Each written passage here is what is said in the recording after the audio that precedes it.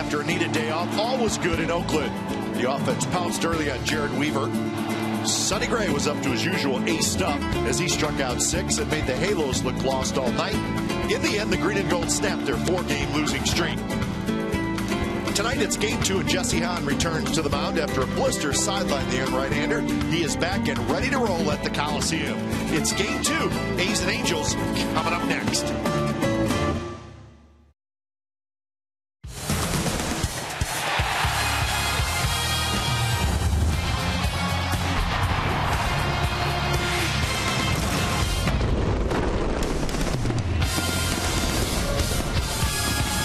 Wednesday night baseball on a clear and cool night at the Coliseum. It'll be Matt Shoemaker for the Angels and Jesse Hahn for the Athletics. That's your pitching matchup. And this Angels Athletics Series sponsorship is presented by Chevrolet. It's game 2 of the 3-game series. It's the Oakland A's and the Los Angeles Angels of Anaheim. And you'll see tonight's game right here on Comcast Sportsnet, California.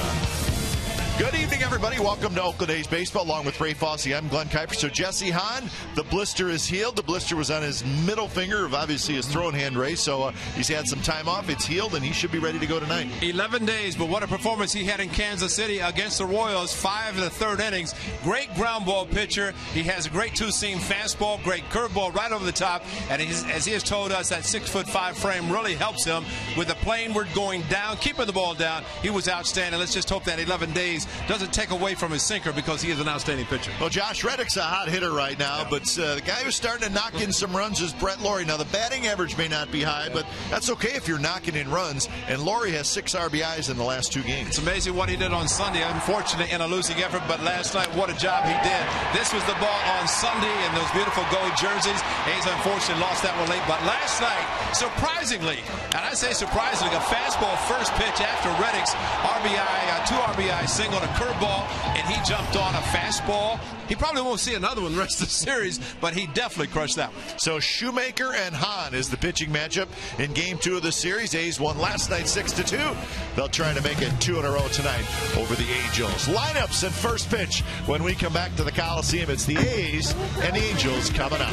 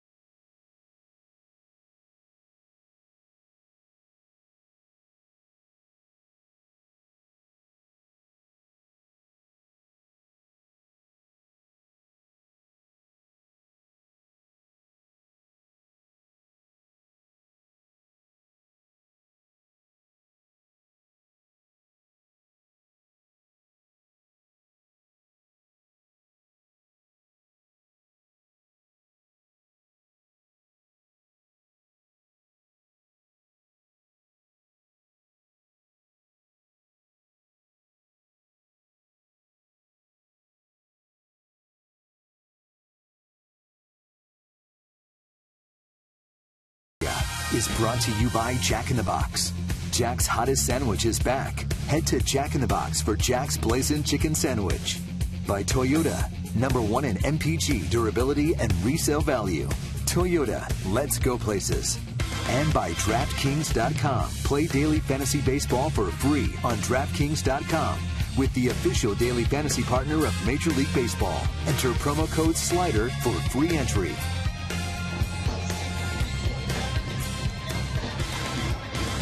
Jesse Hahn and the A's are ready to go, and so are we for Game 2 of this 3-game series here at the O.co Coliseum. Game time weather for tonight is presented by the Santa Cruz Beach Boardwalk. The admission is free. Visit online for park hours at beachboardwalk.com. Just about the same as last night. 60 degrees at game time. Winds 13 miles per hour, so a cool spring evening here in Oakland with the Angels in town. Here's the Angels lineup for tonight. Calhoun in right, Trout in center, Pujols at first. Then Freese hits cleanup, Ibar 5th, Joyce 6th. Crone will DH and hit 7th. Iannetta is the catcher, he'll hit 8th. And Johnny Giovatella is the second baseman hitting 9th. And one of the best acquisitions for the Athletics the offseason, Jesse Hahn from San Diego, and what a start he has had. Unfortunately, the blister that occurred back 11 days ago in his last start at Kansas City, that was on the 18th, a game in which he won his first win as a member of the Athletics. So he has had time to work on his pitching and staying in shape. Basically, it's just the middle finger on his throwing hand. It's healed, and he's ready to pitch. And we'll see how tonight that the ground ball pitcher continues, as he had 13 in that start against the Royals in Kansas City. So the defense for the A's is Gentry, Fold, and Reddick. In the outfield, Laurie, Simeon, Sogard, Davis on the infield, and Stephen Bowdish, the catcher. He just threw it down to second base. Cole Calhoun strides into the batter's box, and we're ready for baseball. All right. Home run last night, so you got to do the exact same thing. Yeah, I did ask him about that tonight, Kipe, and he said, well, you know, I don't like to do it while I'm taking ground balls and throwing across the diamond, so I just figured I want to get it done, and I felt that was the appropriate time. So he decided 3-run home run. I'm surprised, as we were, maybe that Gary DiSarcina would even do it. First pitch of the ball game, Jesse Hahn to Cole Calhoun is outside. 7:07. First pitch from the O.co Coliseum. Wednesday night baseball.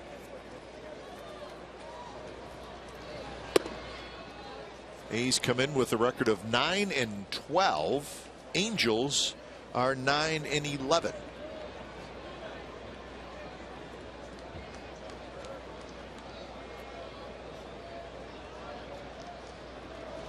Pitch to Calhoun, hit to left field. Gentry coming in, and I think he thought about maybe diving for it, but when it was all said and done, he backed off a little bit, and it drops for a single. I don't know that he would have had a play on it.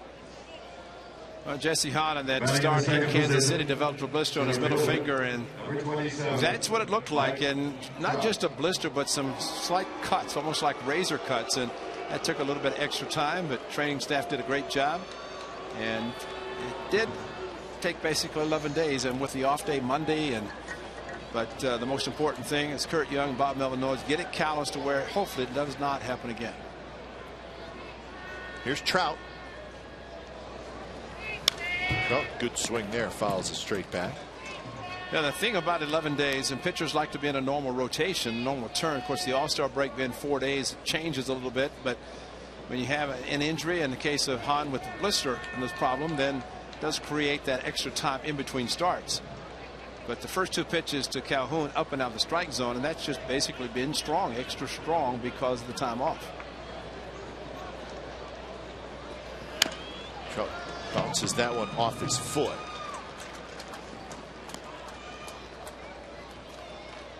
So 0-2 with Pujols waiting in the on-deck circle. Well, that's a sinker. Even though it was up a little bit, it's got some movement, and that's why Jesse Hahn has 3 starts, a total of 32 ground ball outs, and he's pitched just a total of 17 in the 3rd inning. So that just tells you that he is capable of getting the ball on the ground, and in this case, he'd like to get a double play. Fastball is high. The breakdown for Jesse Hahn so far this year: 62% fastballs, 23% curveballs, and he's got a good one. Yes, he does. 12-6, right over the top, which with his height at 6'5", he takes advantage of that.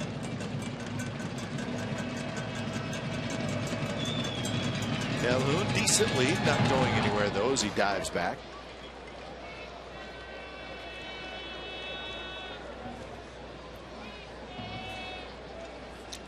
You're looking at not your prototypical leadoff hitter. Calhoun with power, as we've talked about, but also after falling behind 2-0, he did not say, I'm going to take a strike. He jumped on it and hit a base hit to left field. So a little bit aggressive for the leadoff hitter. Breaking ball down and away. Vogt blocks it nicely, so 2-2 to count. Yeah, that's kind of turning a little bit, and he's got the protection to make sure he doesn't jam his thumb or his hand into the bag, so that's on his right hand. It's your head first sliding that a lot of players use to slide into the bases.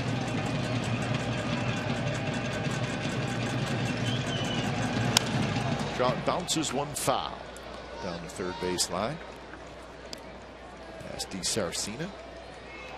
Scotty's doing a pretty good job down in the bullpen for the A's. He's getting a lot of attention. He was embarrassed a little bit whenever he made a bad play, and so he's improved himself. There he is. Job to protect the players, the relievers. Important job. Yeah, double ear flap. He's ready.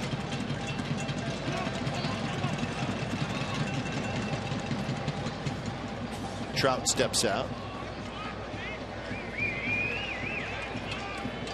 Tough man to double up even if you get a ground ball, so infielders know that if he hits ground ball to one of them, first and foremost get the runner in second.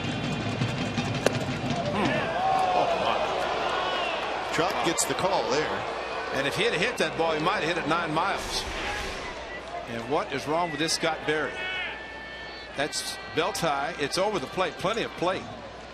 And how it was not called a strike, I have no idea. Wow. With the belt buckle. That should be a strike. So now it's 3-2. See if Calhoun takes off. He does. And the pitch is inside, and it turns out to be a walk. That's horrible. There's the umpires. It is Berry. And then Ted Barrett at first, Chris Conroy at second, Angel Hernandez at third. So that, hate to harp on one call, but that could be a call that changes what this inning looks like. Now you got 2 on and nobody out, and Pujols and Freese coming up. I think the fact that Trout started to swing, held up, knew he was fooled, and had to be thinking, thank you, I don't get called out on that pitch. So he has to bear down. If he gets a ground ball here, he could get 2. Albert does not hit it into the hole. Good fastball there. Sinker, first strike. Now remember in Kansas City, Cat, when Hahn had a little adversity where he had an error, runner ended up at third base and got the ground balls to get out of the inning. Ground ball to third, ground ball back to him, and the A's ended up scoring 5 after that. But you know, that was one of those gift runs that the A's were willing to give up, but the Royals could not score, did not, and was part of a shutout between he and Jesse Chavez. Well, so far this year, and again, we're talking about 3 starts, 17 innings pitched, but Hahn only has 5 strikeouts, but he has the terrific ability to get a ground ball.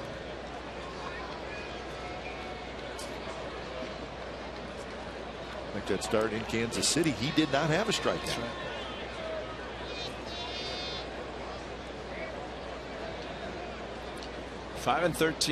5 1/3 innings. That's 16 outs. He had 13 outs on the ground. So that's the difference. 1-1 to Pujols off his foot. So let's go back to his last start. Again, 5 1/3 innings, 3 hits, and no runs. It's a double play, nicely turned by the Athletics, and you know, they just kept beating the ball to the ground. And remember, the Royals are a team that has a lot of speed, but he induced the ground balls, and this was the big one. Big one because not only got the out, but then he looked at his finger and said, "Look, that's it," and that's when he was taken out. And he's not pitched since that first out in the 6th inning. Hit slowly. Ike Davis ranging far, and I mean far, to his right. Wow. And he's able to get the throw to Hahn and get the out. That may be the furthest we've ever seen a first baseman go to his right. He was halfway to second base. And not only that far, but an underhand flip. I mean, sure, the shift is on, but there's Sogard. And the flip backhand, Jesse Hahn, a great play to reach back and take it. And wow. That is a play that Jesse Hahn shows his athleticism to be able to get to the bag, stretch out, reach back across his body, and keep his foot on the bag to get Albert Pujols. And yeah, and Sogard said, I was there. I was right there. Here's Freeze, swing and a miss. Expo brought to you by Cache Creek Casino Resort. Jesse Hahn and getting to the bag. That's the important thing. Get there and then make an adjustment, because if he had tried to catch the ball on the run, he would not have been able to. So by getting to the bag and stretching, he accomplished something that was very difficult. So Calhoun at third, Trout at second.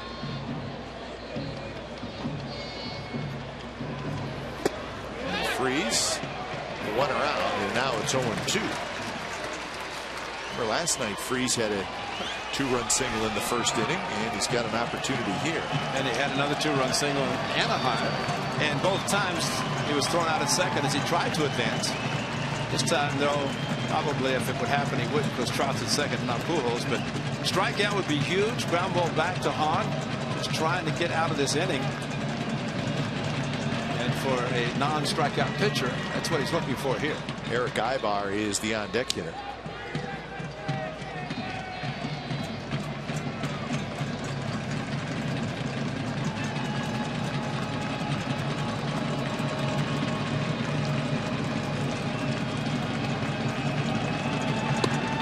Pitch is a fastball high. Now basically what they're trying to do, they tried it with Trout after falling or getting ahead 0-2. Same thing to Freeze, trying to change the eyesight. When you have a sinker ball pitcher, likes to keep the ball down. Occasionally you want to force seam it up at the head height, and maybe just to get a hitter look up, and then maybe go back down with another sinker. Could go breaking ball. See what he does. 1-2. Big curve, and it's looped foul. So Freeze hangs in there on a fairly tough pitch from Hahn.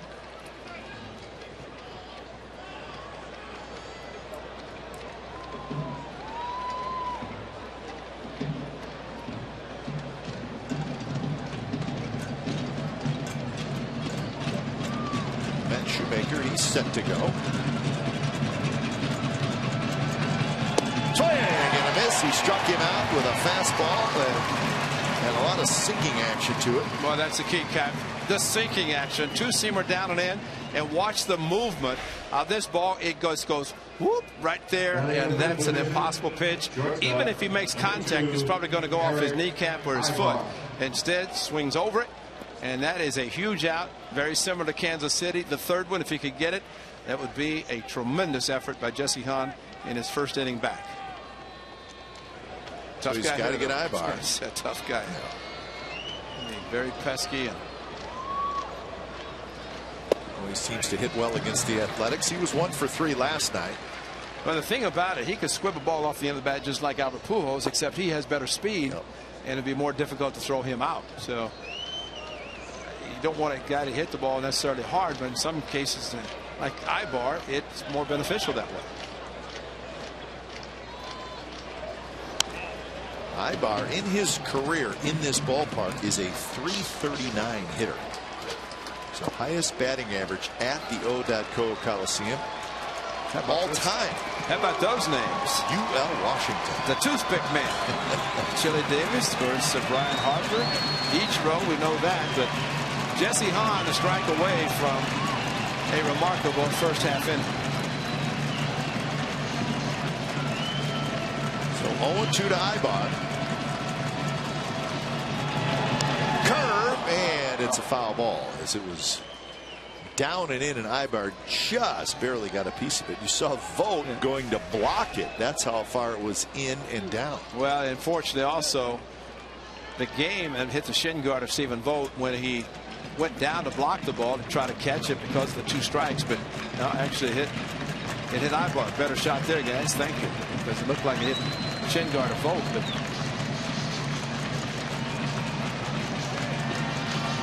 so another 0-2 pitch coming up. Fastball is high.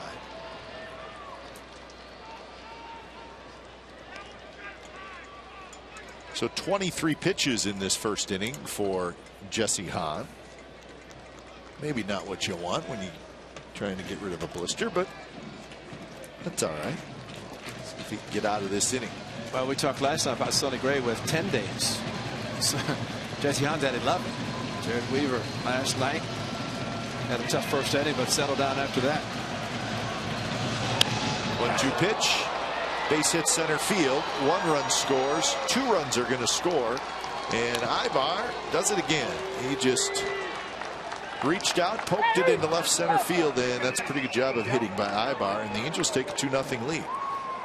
Well, I mean, hoping that the strikeout to that man, Mike Trout, would not come back to haunt, but it does. And it's the slap, sinker ball away. And Jesse Hahn looked quickly, thinking that maybe Sam Ford would be in that position to be able to get to it, but he just could not because the ball landed in front, just like Calhoun's did to left field. So that's too bad. It went away and he just slapped it. So here's Matt Joyce.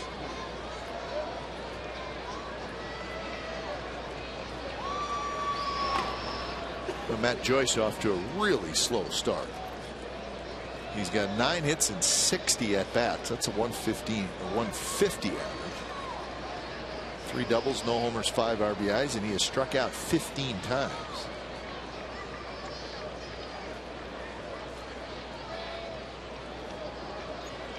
Ibar with a good lead. I think Ray, with Howie Kendrick traded, and of course now Josh Hamilton traded, they need something out of Matt Joyce. Yeah. And he's always been a pretty good hitter. Think of his years with the Rays, but a very slow start so far. Game number 21 for the Angels. And he's probably getting a chance to play more than he thought. Probably. It's almost going to be a platoon with he and Calhoun. Runner goes. Throw to second base. Got it. Stephen Vogt throws out Ibar, but Ibar with a 2-run single in the top of the first. So bottom of the first coming up. Angels 2, A's nothing.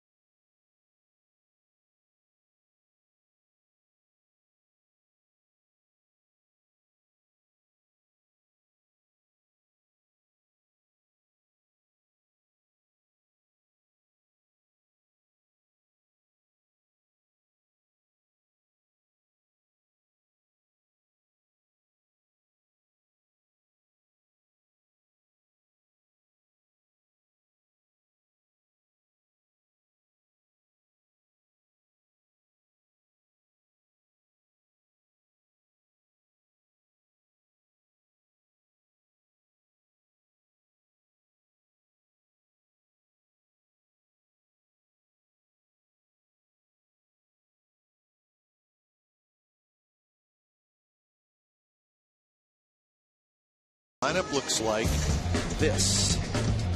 I can tell you it's going to be full leading off. Then Simeon, Vogt, Butler, Davis, Reddick, Laurie, Sogard, and Gentry. Here's your A's lineup. And Matt Shoemaker on the mound for the Angels. His last start came against the Athletics, and that last start was on the 20th of April, and he did not win. He went 3 innings. The A's got to him. 3-run home run by Stephen Vogt, but found out later and he went on to bereavement. And it was his grandfather who had passed away right before the start that he made, and he wanted to pitch anyway. And So that's commendable to him. Unfortunately for him, did not have a particularly great start, but under the circumstances, just the fact that he took them out was quite remarkable. Ended up going 3 innings in that start as he faces Sam Fuld. And the first pitch is a strike. Shoemaker does not walk a lot of guys. It's kind of what he's all about, and we noticed right away in that last start, Ray, where he did not have very good control at all, and that was a surprise. He's usually around the plate. Belted, center field. Trout makes a nice running catch. Had a long ways to go. He was over into left center on a well-struck ball. But that's why it's a complete package. He gets calls and he makes outs. And that one, he covered some ground big time. Got a great jump on it, and that's why he's going to win the Gold Gloves probably as much as he's out there. He robs home runs. He makes plays like that, and that's extra bases if it gets by him, but he can cover some outfield ground. So 1 out for Semien. Semien had a couple of hits last night, and he takes a first pitch strike. Stole the base, scored a run. He's won that game 6-2.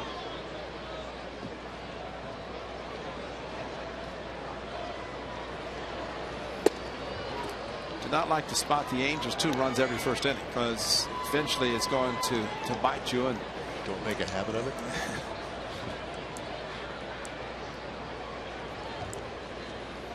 They've done it 3 times already.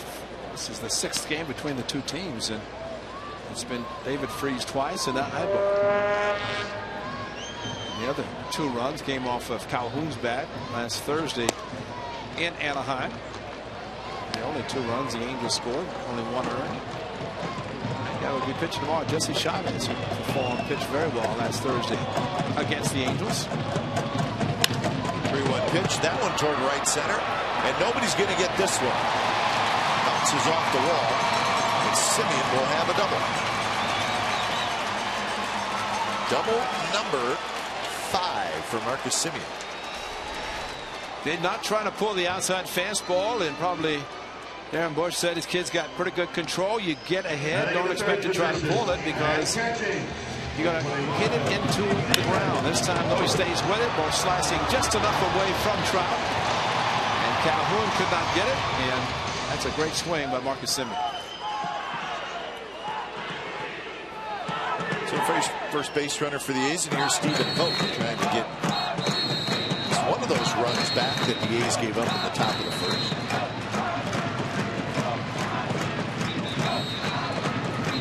Vogt hitting .355. He's got 4 home runs. He's got 14 RBIs, 2 more hits last night, a couple of singles. Batting average is 5th best in the American League.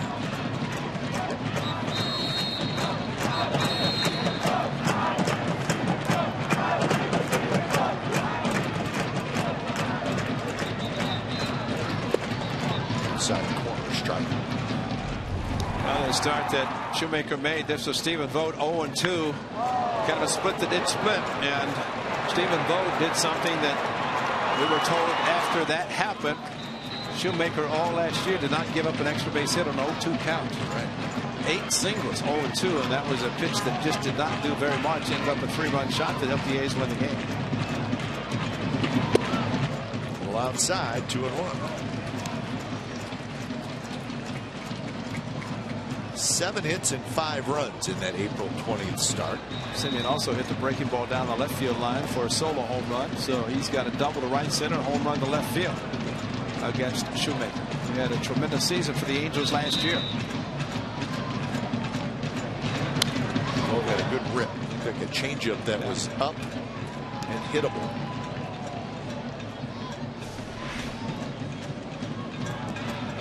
Just enough off speed, but very good swing. And Stephen has told us that his home runs, 4 of them, all 4 have come on off speed pitches. He's pulled all 4. Right now, they take an opposite field hit to drive in a run. Nails look good. Yes, they do. Got to double that. It's important. Just foul on right field line. Not by much was it foul.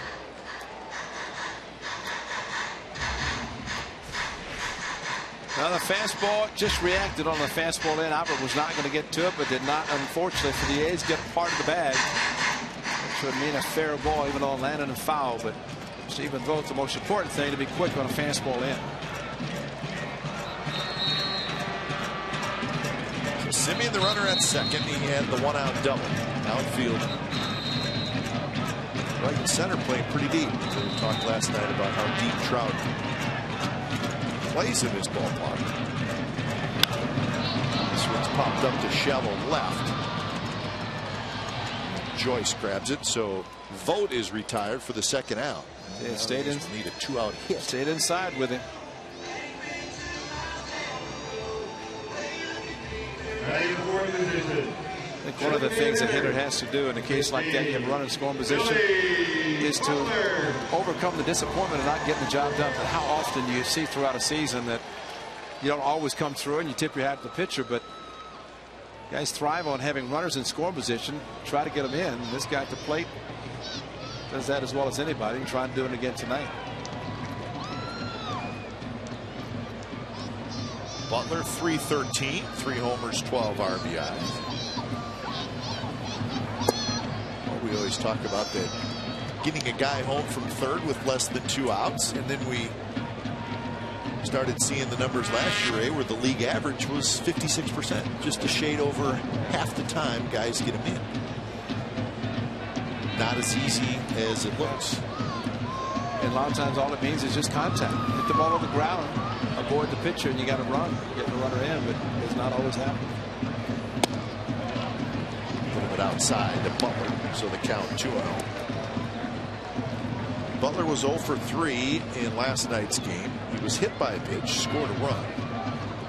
Struggling a little bit, 1 for his last 15. That's the setup to Scott Berry, the home plate umpire, and over the left shoulder of catcher Iannetta.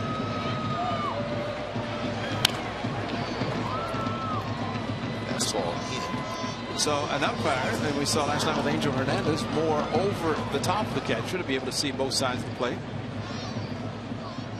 Angel, the veteran umpire, who is at third tonight. Jared Weaver started for the Angels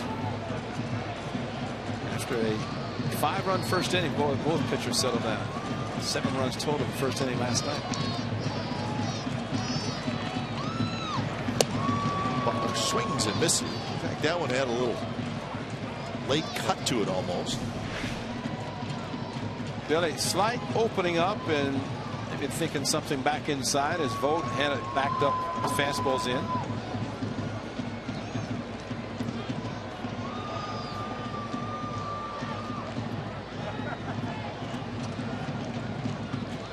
Spin to move towards Simeon.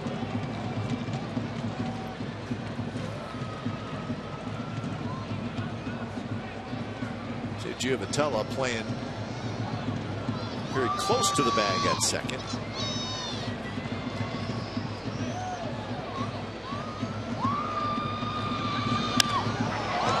high in the air toward right. Hit pretty well, but Calhoun is going to have just enough room, and he makes the catch right in front of the wall, and the A's do not score. 2-0 Angels after 1.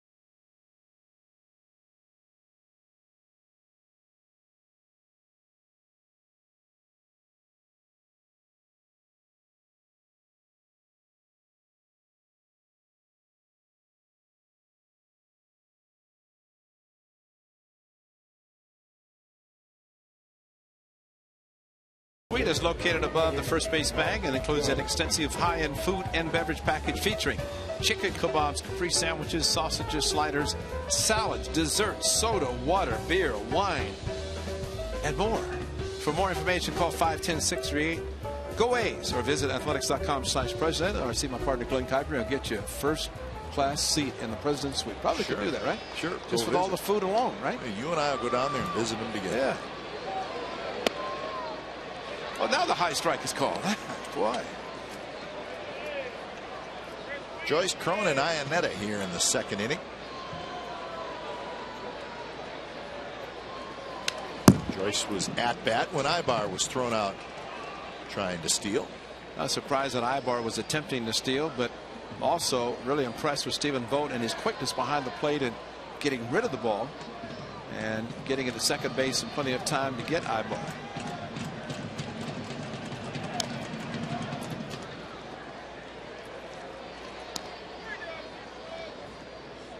Couple of hits and a walk in that first inning. Angels scored their 2 runs. Ibar had the big hit.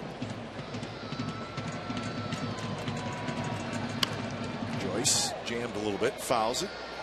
You know, the left-handed hitters who are facing Hahn, and it's almost as if they are hoping, as Ibar got the fastball away and all he did is just slap the ball to left field. The success Hahn has with the lefties is pitching in, whether it's a curveball down and in, the fastball inside. Somehow Joyce fouled that one. Looked like it was quite a ways outside. Stephen Vogt went after it and thinking with 2 strikes, I have to get this. He's way inside the pitch, outside off the plate. If he had swung and missed that, I don't know if Stephen Vogt could have handled it. Vogt blocks the big curve from Hahn.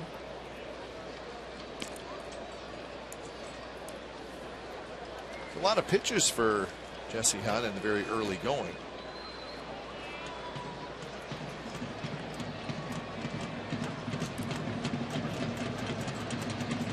Another breaking ball, and Joyce fouls that one back. Well, he's got the put away pitches. Unfortunately, they're fouling them off.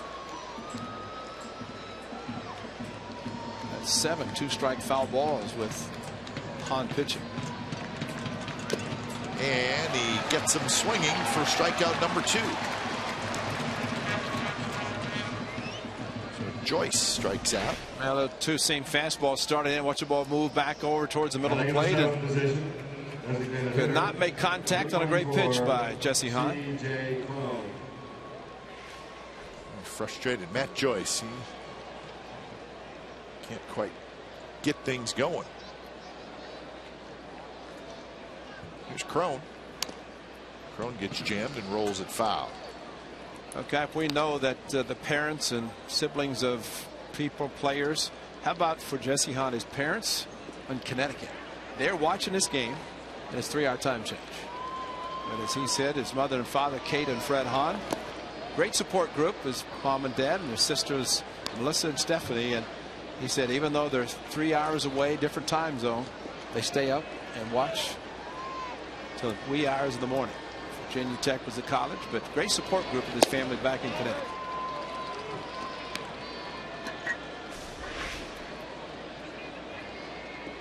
Keep an eye on it.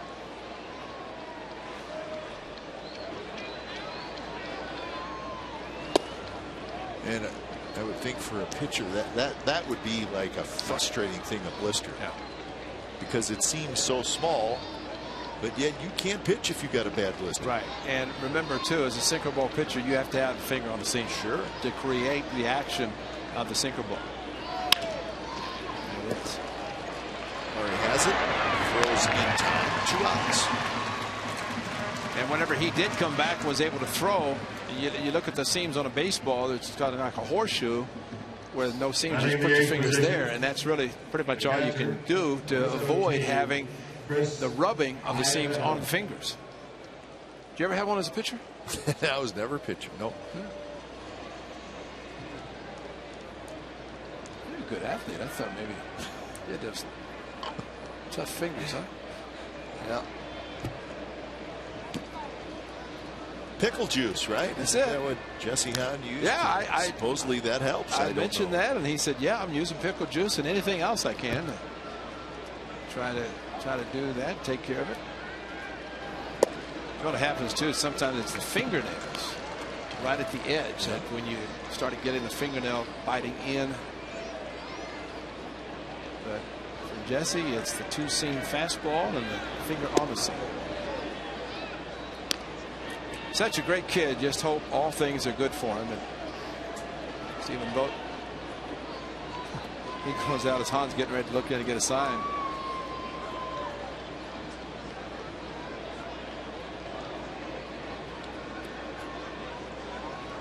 Pitchers are allowed to blow on their hands. They can't actually put their fingers to the mouth, but they have to wipe before they're allowed to throw.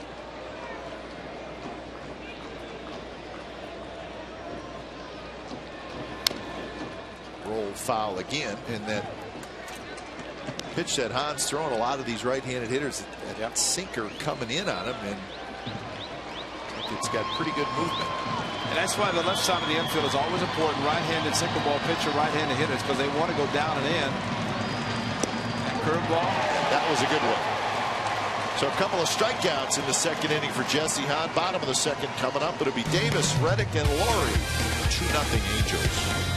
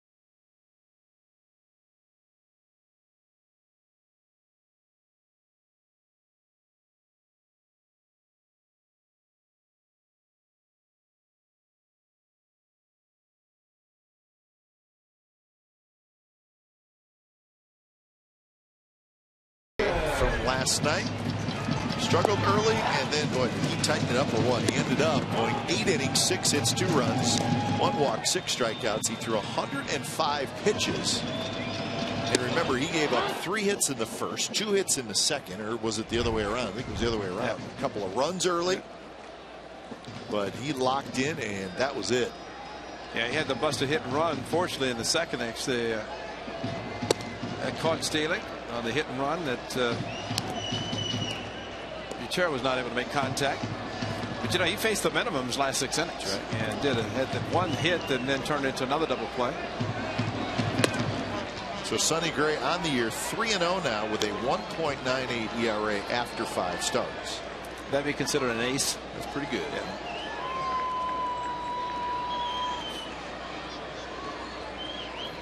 Oh, 2 to Ike Davis. Davis, Reddick, Laurie here in the bottom of the second with the A's trailing 2-0. Chopped right over the mound and right over the bag. Good high bars there.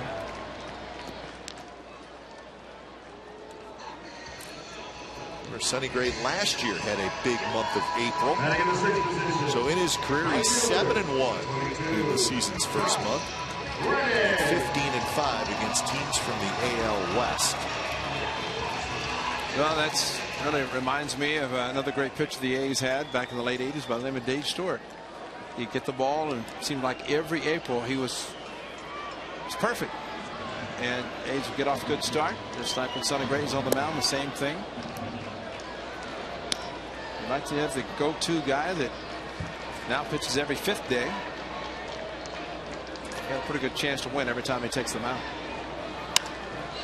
Reddick hits a high fly ball toward the line and left. And Joyce grabs it for the second out.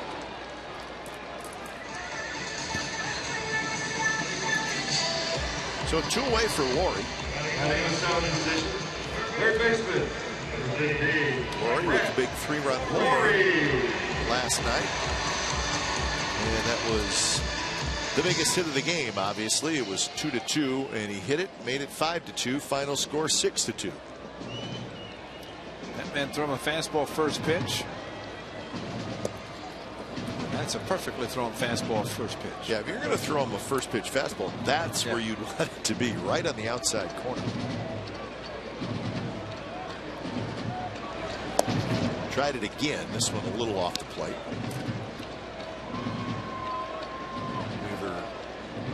He settled down much like Sonny Gray did.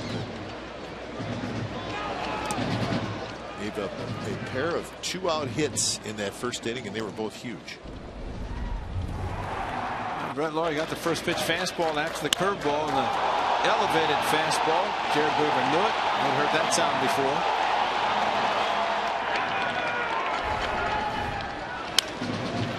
Breaking ball hit high in the air, right center.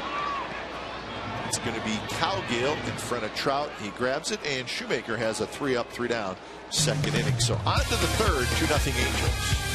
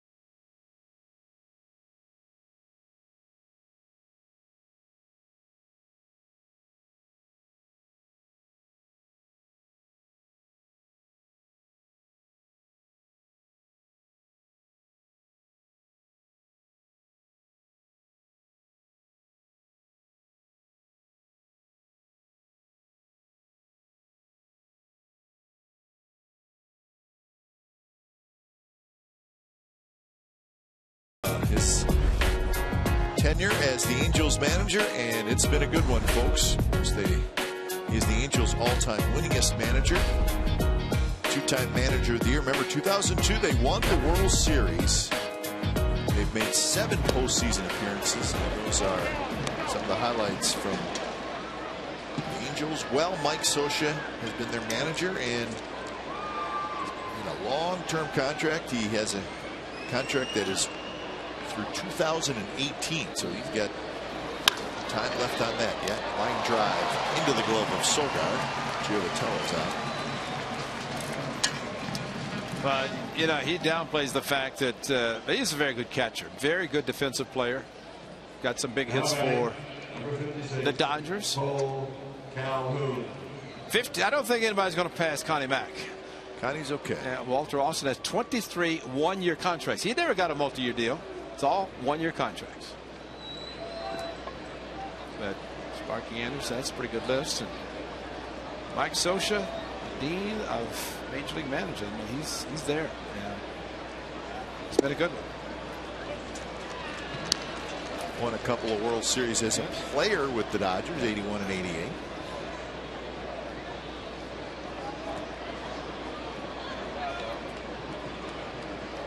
Oh, and 1 to Calhoun, who had a base hit in the first and scored a run.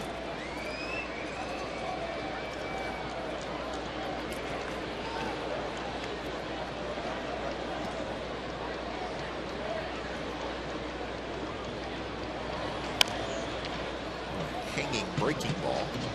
I remember the game that Hahn pitched against the Rangers his first start. Had the big curveball. Remember he hit Prince Fielder in the knee, 2 strikes. And the nice thing about his curveball, while it can be a sweeping breaking ball to right-handers away from them, sometimes it sweeps a little bit too much to lefties, and he goes more 12-6 with the left-handers. This is a high fastball trying to give him chase. But Kurt Young, his pitching coach, said that the curveball in the first start, he was just wrapping it too much and getting the big bite down and in, and did hit Prince Fielder with the 2 strikes. But other than that, he's been outstanding. Trying to get through a quick inning. There's Cy Young.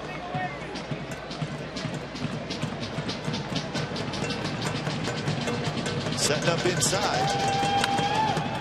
One ran actually outside. Calhoun hanging in there with Trout waiting in the on-deck circle.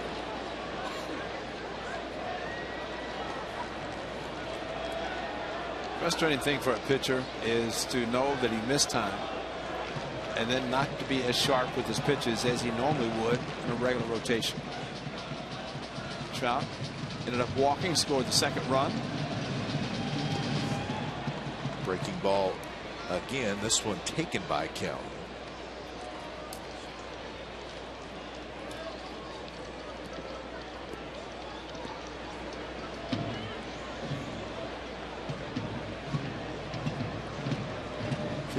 Pitches for Hahn, so he's thrown a lot of pitches so far. Broken bat, slowly hit. Simeon on the run, throws in time, 2 outs.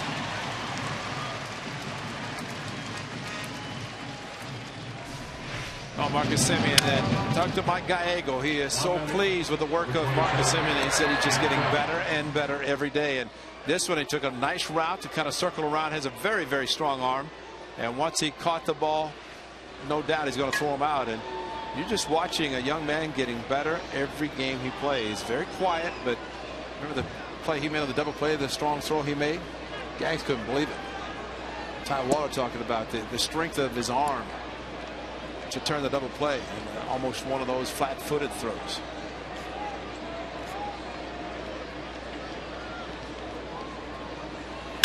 Trout to left. That one's not coming back, folks. So it's 3-0. The Angels lead on the Trout home run.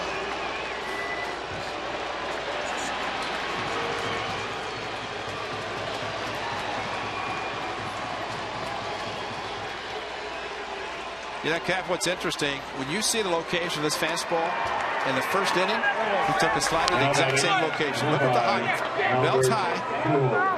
And look where it went. That's a fastball. So that's why he started to swing in the first inning, held up a swing, and it was called a ball. Ends up walking. This time, crushed it. That's all you have to do is listen. It tells you that it's going to be gone. Strong young man, and he showed it there.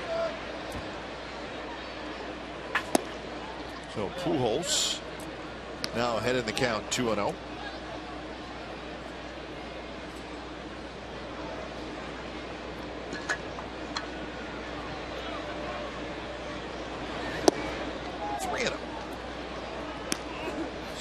Number 5 on the year for Trout.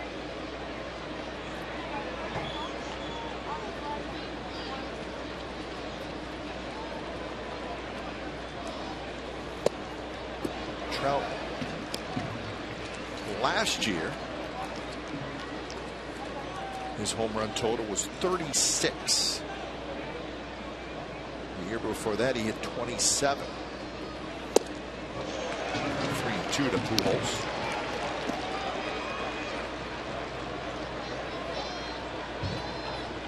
Got 100 23 career home runs, and he's 23 years old.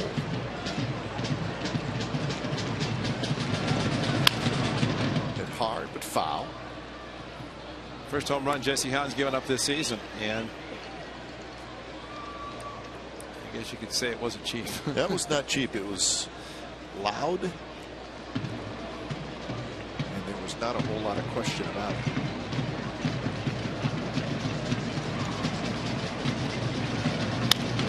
Pitch toward Laurie, who scoops it. It was a tricky little hop. Side retired, but a home run by Trout, 5th of the year, so it's 3-0 Angels after 2.5 innings.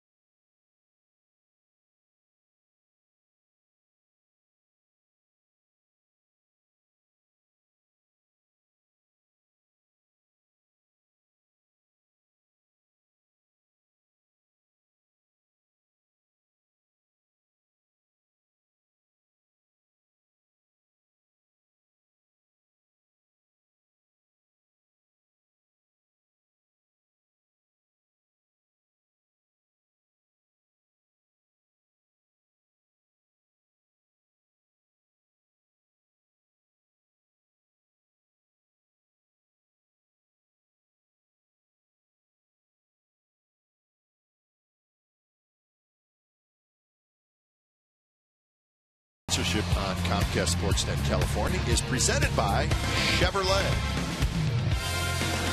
Some of the great looking hats downstairs. We see them there, and Tommy Edza finds them in these stands. I mean, that's just, they're everywhere. Not as big as the ones at Anaheim, though. The big hats out. The big hats, no. Those will never get bigger.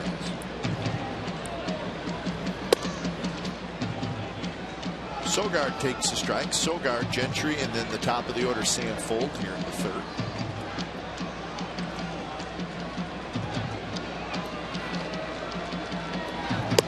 Sogard getting a chance to play a lot lately with Zobrist on the DL. See Ben walking around today. Had the surgery yesterday. He said he had 20 minutes on the bike today.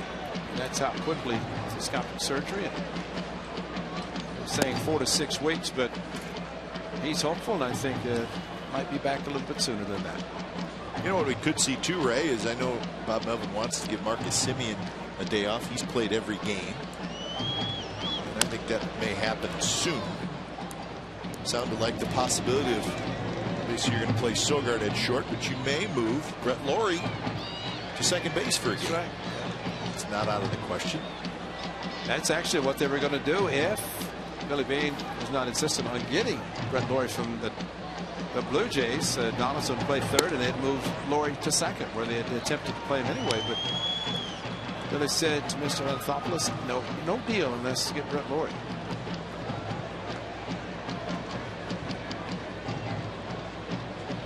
Two and 2 to Sogard. Ibar charges. Quick throw, and he gets Sogard. Eric Ibar. Very, very good shortstop.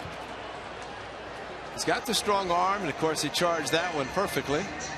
And he also got a huge hit in the first inning with 2 outs, but avoided the bag, jumped over the bag to make sure he didn't step on it and possibly trip. And Eric Sogard looking for an infield hit, just couldn't make it happen. He's got a Gold Glove. 2011. So one away for Gentry.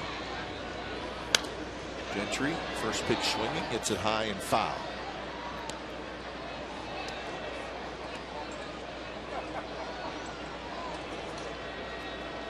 Gentry trying to get rolling. 2 for 30 to start the season. Shows bunt, called a strike, and it's 0-2.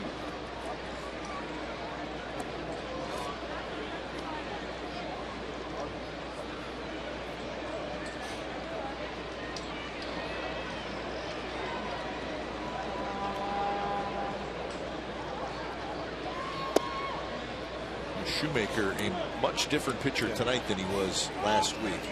Working quicker. Control pitcher. He is not overpowering, but will use an assortment of pitches.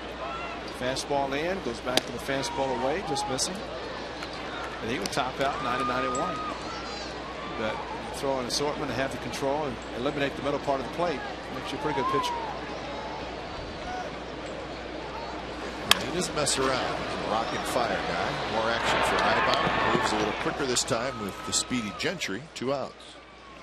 MLB.TV Premium, the #1 live streaming sports service, is celebrating 13 years. Watch every out-of-market game live or on demand in true HD on over 400 mobile and connected devices. Real-time highlights, live look-ins, pitch tracking, widget, and more every night on every device. Blackout and other restrictions apply. Visit MLB.TV for details. What do you think people will watch today in Baltimore? Interesting, huh? I was listening to some of that. It's amazing to hear the strike calls. Umpires just had to be calm, you know. Yeah, that had to be a strange sensation for everybody involved, including the broadcasters.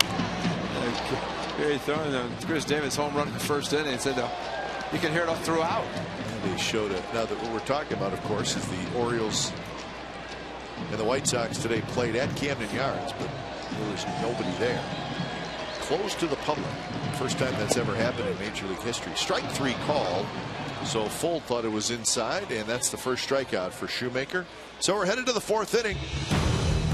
And it's a 3-0 Angels lead.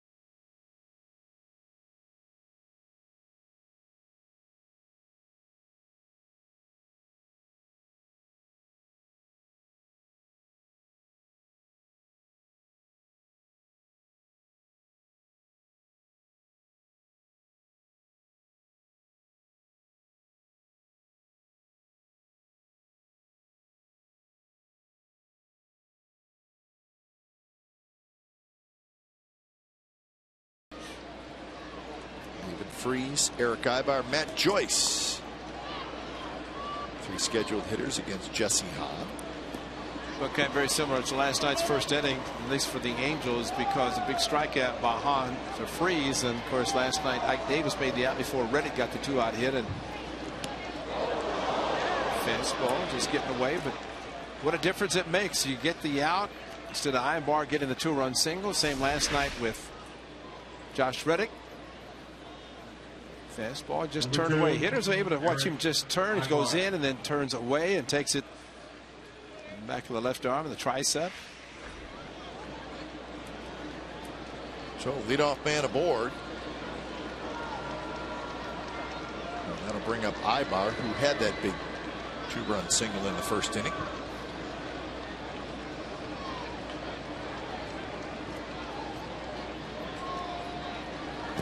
And that one somehow caught by Stephen Vogt. I don't know how he did it. Just overthrown a little bit too much. Hitting Freeze the way he did, and then overthrew this pitch supposed to be away and just held on a little bit too long, and it was a great play. Stephen Vogt having to reach, and catcher, you get accustomed to having pitchers being around the location that you're putting up with the target. You don't expect to have to move that much. So 1-0 the count. So we were talking about that Orioles White Sox game today, and again, closed to the public. The Orioles won the game. First time that's ever happened in Major League Baseball history. Now the Orioles and the Rays were supposed to play in Baltimore this weekend, but that series has been shifted to St. Petersburg, and the Orioles will be the home team down in Florida. So, well, look at the Tampa Bay is New York, so Tampa Bay being in the upper eastern part would just go to Baltimore and then head home probably. Now the hotel reservations have to be canceled in Baltimore, changed, and I feel badly for those workers at Royal Park and Camden Yards. Everybody certainly gets affected. It's a whole week of work they will not get.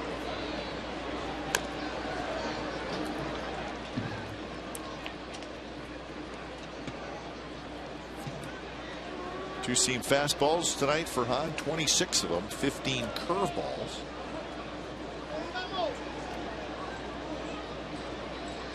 Well, there's your 2 and 4 or two-seam fastball and curveball. That's pretty much the percentage you showed earlier, and stayed true to form tonight.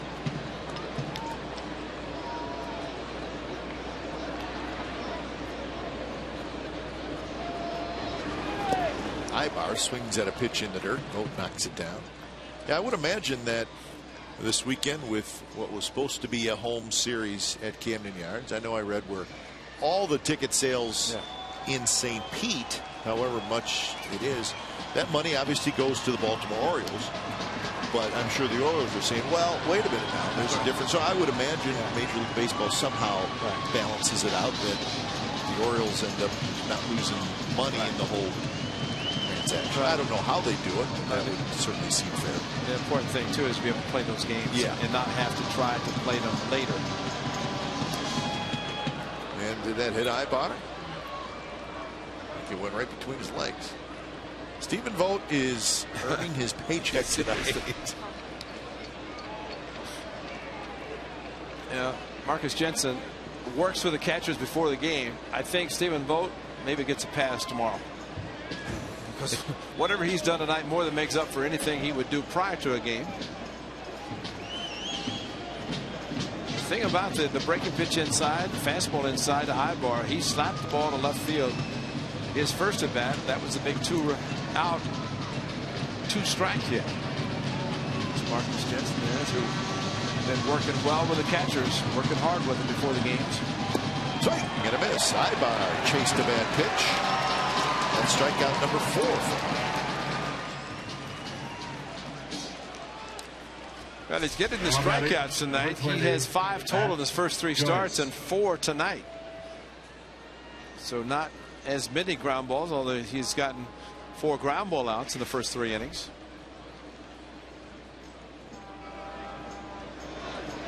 That's the difference of Ibar swinging and missing that pitch almost in the dirt versus the one he got to slap to left field up a little bit higher. Again in the dirt. Hang in there, Stephen.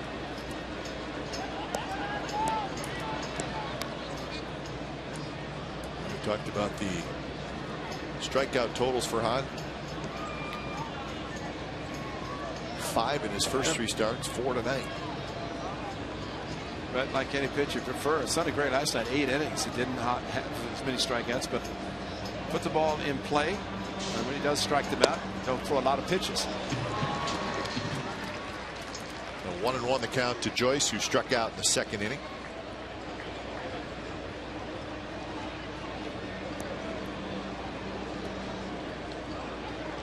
That's how the hitter's always looking down at Gary Sarcina. That's because the Angels will run as much, if not more, than anybody in baseball. Hit, run, straight steal, first to third. So the count now 1-2.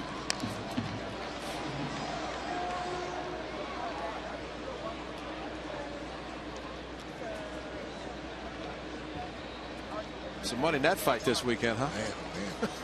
Unbelievable.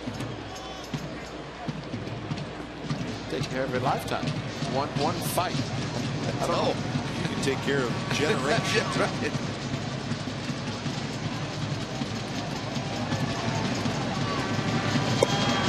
And Joyce strikes out again. Second time swinging. Well, back-to-back strikeouts. Both pitches, the strikeout pitch out of the strike zone, and so the aggressive Angels, Ibar and now Joyce, those pitches are not strikes. But credit Jesse Hahn with keeping the ball down.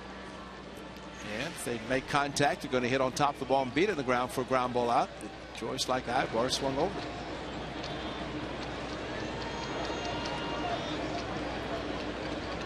So Crone steps in. He bounced out to third. First at bat. First strike with a curveball.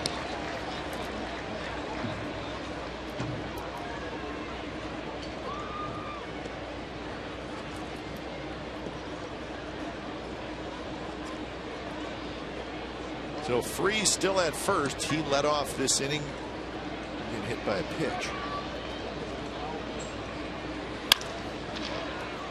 Semien flips, and a nice play by Marcus Semien to end the inning. Bottom of the fourth coming up. It'll be Semien, Vogt, and Butler. 3-0. The Angels lead.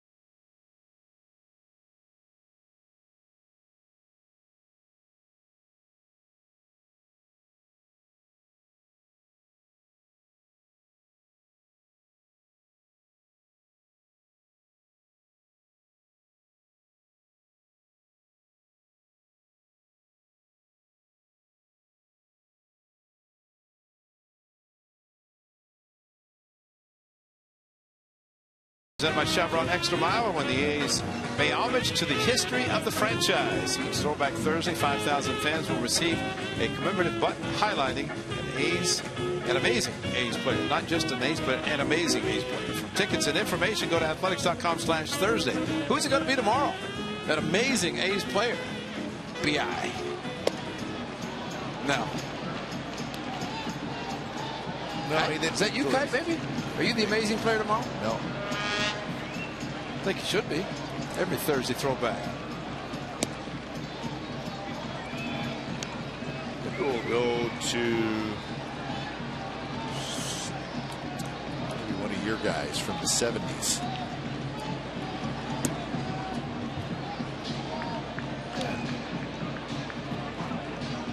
Yeah, David Dodd over in the A's production. That's Catfish. retired number, Catfish Hunter. And that'd be a good throwback Thursday. Catfish. High in the air to left field. Joyce is back near the wall, and it is off the top of the wall, and it's going to be a double for Simeon. Second double of the night. Almost poked it out of here. Tomorrow? Yeah. Tomorrow, yes. Second tonight, sixth of the season. Another breaking ball similar to what he did in Anaheim. Watch. All you have to do is watch Shoemaker. He thinks it's a home run. But he also should realize it's nighttime at the Coliseum, and the ball does not carry as well. And check the yellow line just below it. But Billy Butler said he crushed his last night that was caught in center field. I said, Billy, hit it Thursday and you got a home run. And Marcus Simeon the same way. Just does not carry for some reason nighttime. Shoemaker had retired 8 in a row, but the double breaks there. Base hit left field. Joyce picks it up. They're going to wave Simeon home. He'll score without a throw, and the A's are on the board.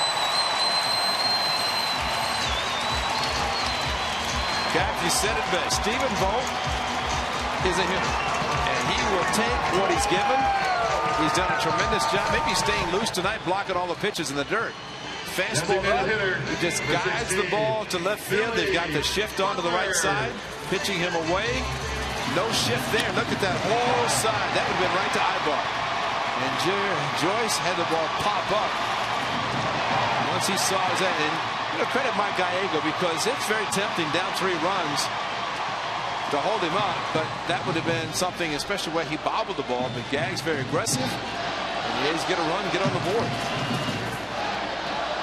Still nobody out. Butler had a big swing, fouls it straight back. This is your bobblehead coming up. There you go. You're right. Simeon had to make sure and realize that shift was on. Big hole. Scored easily. So an almost home run, but he scores on the base hit. He'll take back-to-back doubles.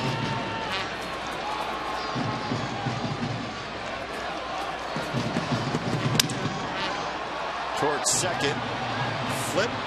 Throw in time, double play. So 4-6-3 double play sounded like a broken bat.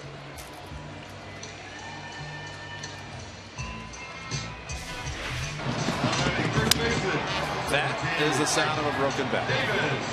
And Ibar jumping to avoid the hard slide by Stephen Vogt, getting down the line, but an easy turn.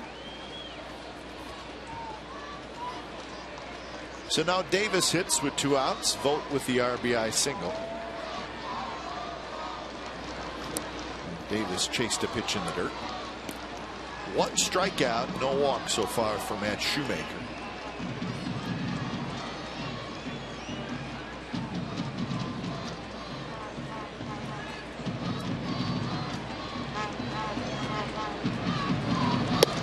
And that one on the outside corner, and it's a quick 0-2.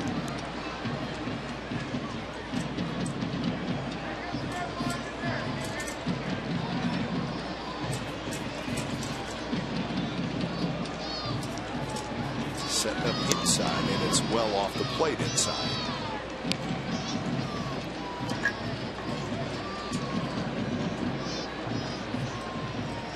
See his pants dirty, trying to prevent a double play from being turned. Simeon, ball off the wall. Could have been a swing, and it was.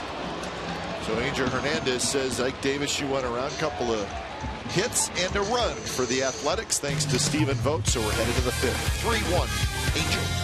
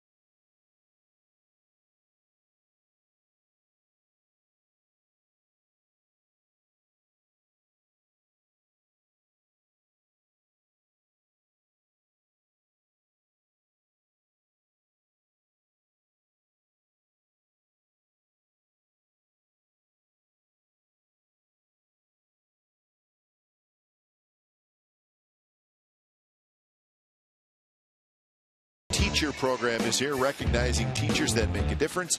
Visit csncalifornia.com and vote. The winner receives $20,000 for his or her school. Angels 3, A's 1, and it's the top of the 5th inning. Chris Iannetta, who struck out looking in the first inning, gets his second at bat.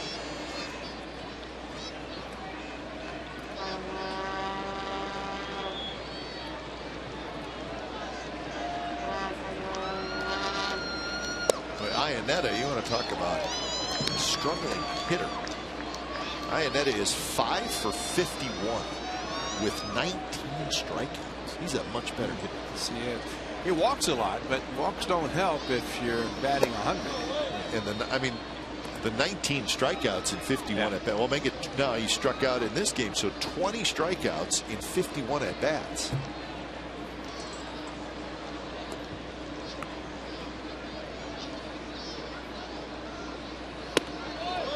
Three and one now the count, and Iannetta, a free agent at the end of this year. Been around a long time.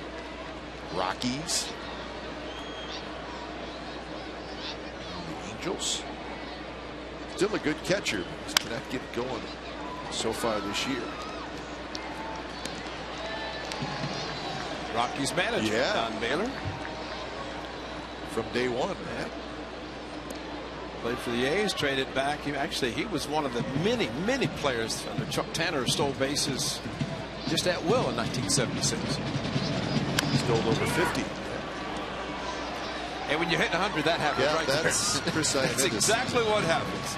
You got a high fastball, you're getting ready to draw a walk, and you square around or turn around just enough, and it's a check swing. Now batting, number 12. So that's exactly what happens on your check swing, and your bat finds a way of meeting the baseball. One out for Giavotella. Don Baylor stole all those bases with the A's in that was 76, right? And then won the American League MVP with the Angels in 79. Yep. And until Craig Biggio came along, had the record for most times being hit by a pitch. He was not afraid to stand on top of the plate, kind of turn into the ball a little bit. Giavotella drop swimming to center field. Or just basically take one for the team.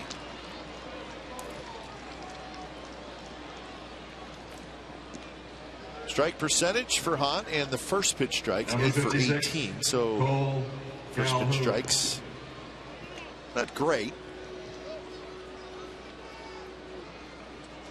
I think still go back to the first inning, giving up the 2-run single with 2 outs as Dan Otero gets loose. See the pitch count at 82. So uncustomary characteristic of the number of pitches, 91, 87, 65 in the first 3 starts, but those were on the normal turns. This one a little bit of extra time. The run the A's got with Stephen Vogt makes it a 2-run game, trying to keep it at that. Shoemaker pitching well, but the A's just want to try to keep the Angels from adding on, give them a chance to come back. Checking in with each other, the middle infielders. Fold on the move. He got a great jump, and he makes the catch in right center field.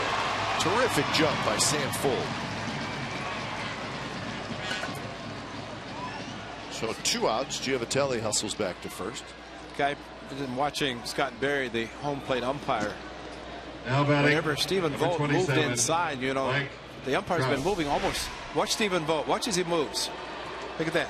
Get out of my way. I'm coming inside. And he moved back. Yeah, he moved. I mean, that's unfortunate that a catcher has to do that. But good jump by knuckling to Sam Fold. But a catcher should be able to move it, and then the umpire moves. You don't need or have to worry about telling him to move, because there's some umpires will start holding and say, don't move. So wait a minute. You know, you follow me.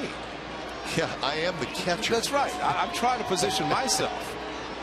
But that takes a little bit added, so Stephen Vogt had to be thinking about him being that close to him. Inside to Trout.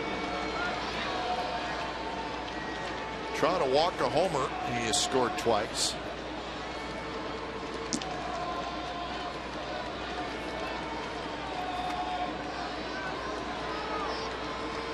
Pujols to follow, but Hahn trying to get out of this inning.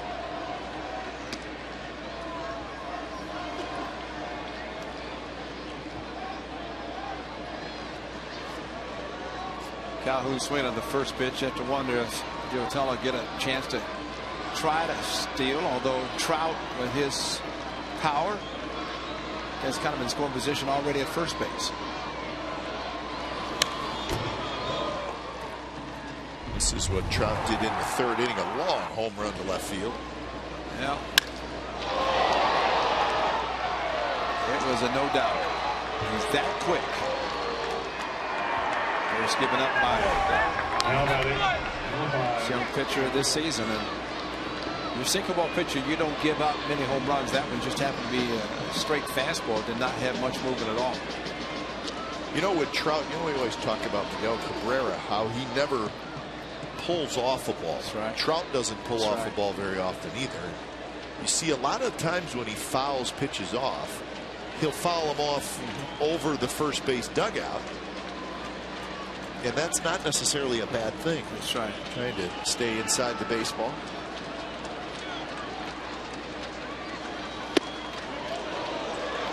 And he went around 1-2. That better been called a strike, because that was a full swing, although he did try to hold up. But that little smile said, I knew I swung. Bat went way across the plate. Watch how far this bat goes. And Ted Barrett, tall Ted Barrett, caught it. It's that hard sinker inside. It looks good, and then just takes off on the hands of the hitter.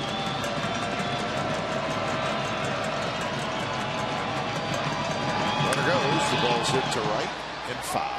That's exactly what you're talking about. Stephen Vogt moved back inside, and he just doesn't roll over. Right, he stays inside. I mean, yeah. everything is left hand, and so it looks like you're sort of getting a fastball past him, but you're really not. Right. That belt buckle never pulls toward third base. Well, that's why his power really is from line to line. And while he will pull pitches, he hit a great curveball. We showed last night off Sonny Gray. One he hit last year is a curveball down. He just kind of golfed it.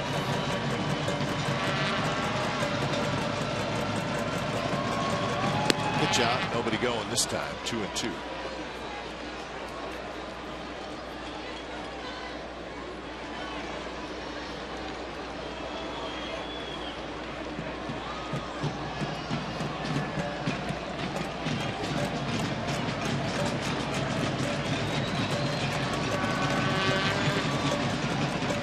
Pitch number 89 from Hahn. There goes. Back to the ball, and Hahn gets the big strikeout at Trout. And the Angels do not score. Bottom of the fifth coming up. 3-1. The Angels lead the Athletics.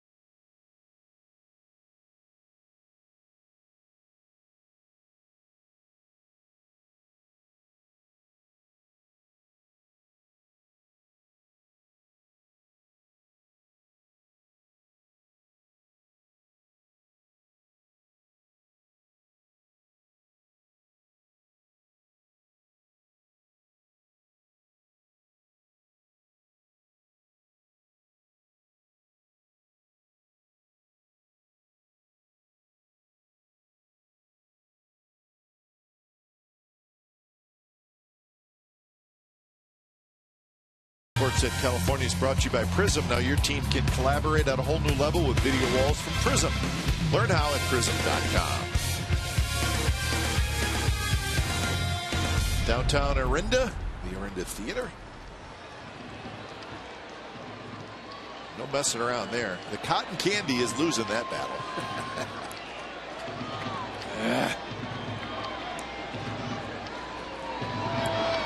Keep them awake another hour. At least. Although last night is 2:06, so you better eat fast. That was a strange deal last night. Innings 3 through 9 just shot by, and I didn't realize when the game ended that it was that short. I know. I was thinking, oh, 2.5, 2:06. A few people in the league office had to be happy with that number, but it's all about pitching. And that he had 10 in a row before the first pitch out of strike zone to Reddick. So Shoemaker's getting ahead.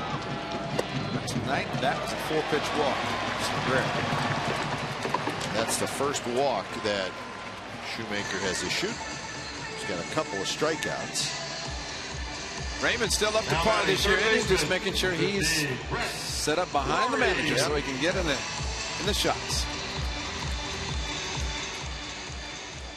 Nice compliments from the Angels coming in for the first time and seeing the ribbon boards and the great video boards. And seeing how much it added to this Coliseum. Added some light on the stadium field as well with the brightness of the boards and the ribbon boards. It's ball 5. Yep. The Angels in the Bay Area all week. They'll play the Giants this weekend, Friday, Saturday, Sunday. Day game here tomorrow. So they have been able to fully unpack their suitcases and enjoy a week in Northern California.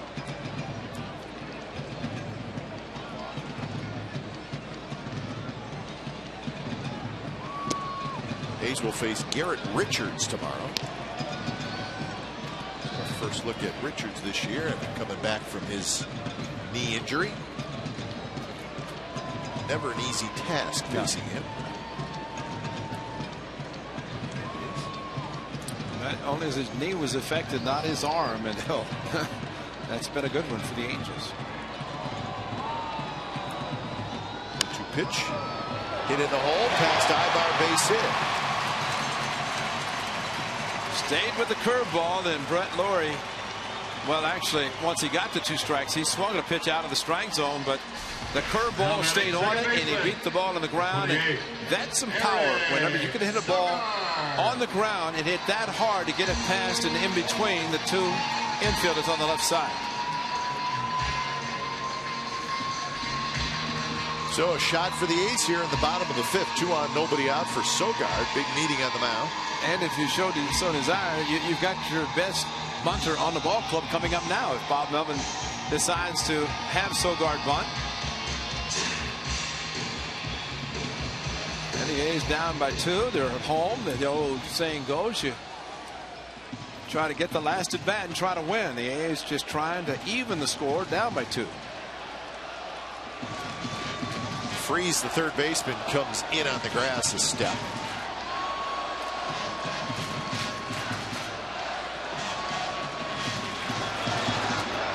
Sogard squares to bunt and bunts it foul up the third baseline.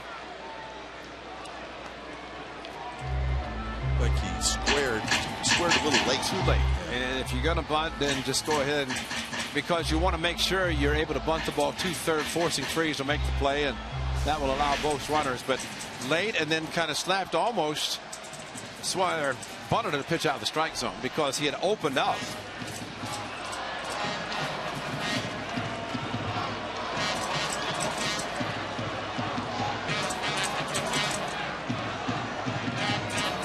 Sogard swinging away this time, and he swings and misses, and now it's 0-2.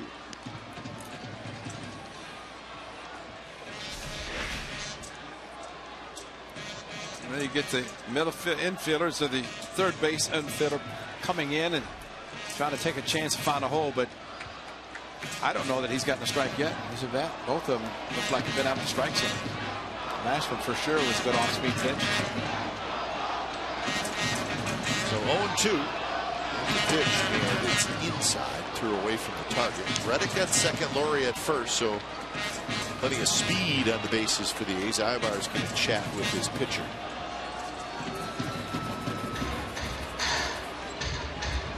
This could be about the signs, and maybe you notice something with Reddick, although you don't see it often where a runner at second will try to relay signs, but shortstop comes in, catcher goes out. Maybe to think about changing the signs. Multiple signs given to the runner at second anyway. And Ibar's the best at doing exactly what he's probably trying to tell the pitcher not to do.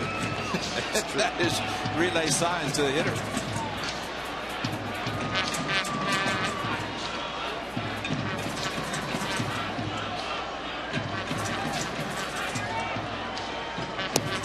Missed inside again.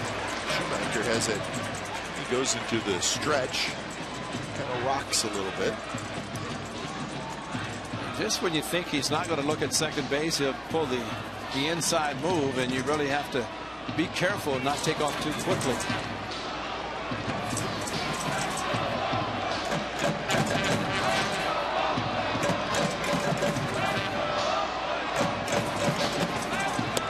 And the pitch is high. Sogard laid off. So it was 0-2. Now it's 3-2, and Gentry is your on-deck hitter.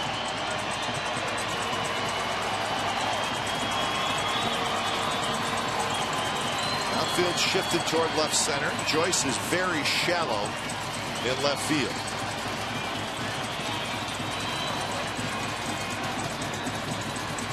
Payoff pitch, here it is, and he swung and missed. He went with a changeup on 3-2. How about that? Sogard can't believe it. Yeah, worked the count from 0-2 to 3-2, thinking they're going to get the heater, and then all of a sudden he pulls the string and throws it for a strike also. So regardless, swing or no swing, it's going to be a strike. And just thinking, watching Brett Laurie at first, he had kind of a sprinter stance, almost as if it looked like they were going to be running 3-2. And sometimes you do that to stay out of a possible double play, but that would have been running into a double play. Looks like Jesse Hahn's night is finished as Ventura continues to loosen in the bullpen. Pitch to Gentry is outside. Can't imagine there's any way, if you're a hitter, that you would look for a, or even think about a 3-2 changeup. But especially that part of the batting order. You know, you might take a power hitter if you're afraid to throw him a 3-2 fastball. Not that Eric Sogard can't hit some home runs, but he's more of a line drive opposite field hitter. But what a great pitch to pull the string. Gentry hit a ground ball to short in the third inning. This one towards center, right at Trout. He makes the catch. Reddick's able to tag up. He'll go second to third, but now there are 2 outs. That ball knuckled to center field, and Trout reached to his left, and it almost knuckled away from him. Now batting center fielder, 23, Sam Fuld. So here's the top of the order, and Sam Fuld.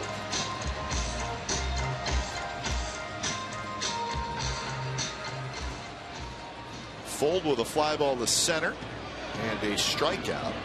Sam, he was slumped. He's 0 for his last 13.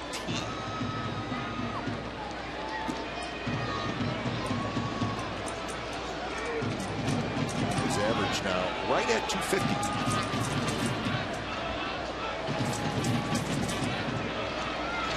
First pitch, touch inside from Shoemaker.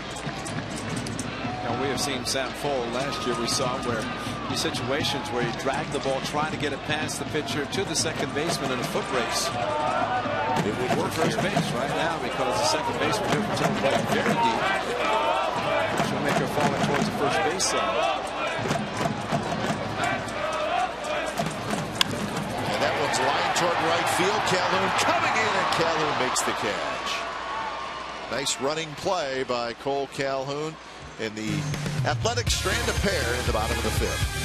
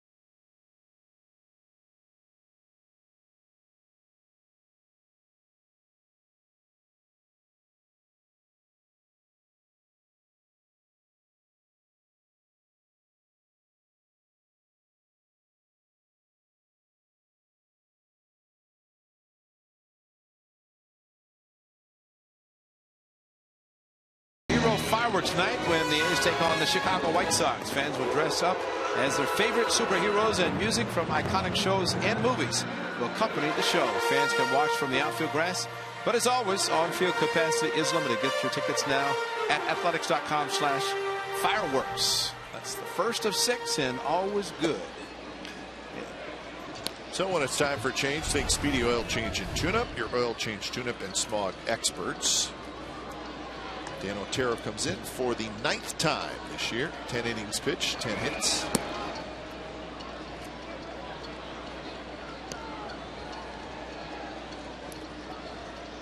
So 89 pitches in 5 innings of work for Jesse Hahn. 3 earned runs. And now Otero takes over here in the 6th inning.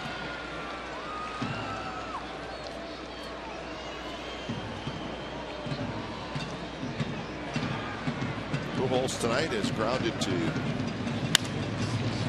first base, grounded to third, and now he's got a bloop single. And Albert Pujols is limping to first base. And he's grabbing that left hamstring. That's not good.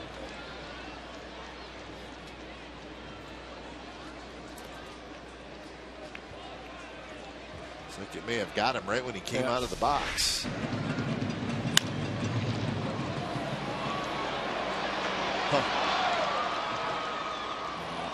Well, yeah. Hope maybe it's just a little cramp or something, but you never know. He's not running real hard, but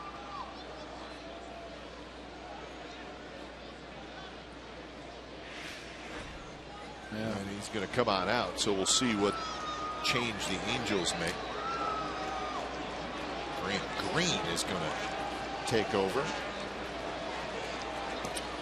Well, a couple years ago we saw him run like that first base and ended up cutting his season short, but running for Pujols. as a big man, Albert Pujols, and very important man, a big influence on this ball club as the veteran. Dan Otero, the 20th, that game that Shoemaker started. I mean, he is a pinch runner and will stay in it first, but Dan Otero pitched unbelievably against the Angels with the 4 innings, 4 strikeouts, just 42 pitches. So he has a lot of success against this ball club and try to continue tonight and keep the Angels at this point where they are, leading by 2. So 0-1 to Freese. Freese has struck out and been hit by a pitch.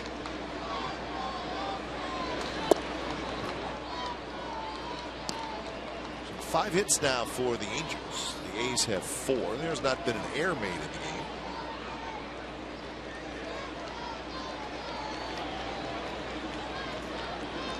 Well, for Jesse Hahn, finishing with an outstanding pitch to that young man on the right. That is the strikeout. Mike Trout to finish 5th inning. Jesse Hahn, 6 strikeouts. Amazing. 5 strikeouts the first 3 to get 6 tonight.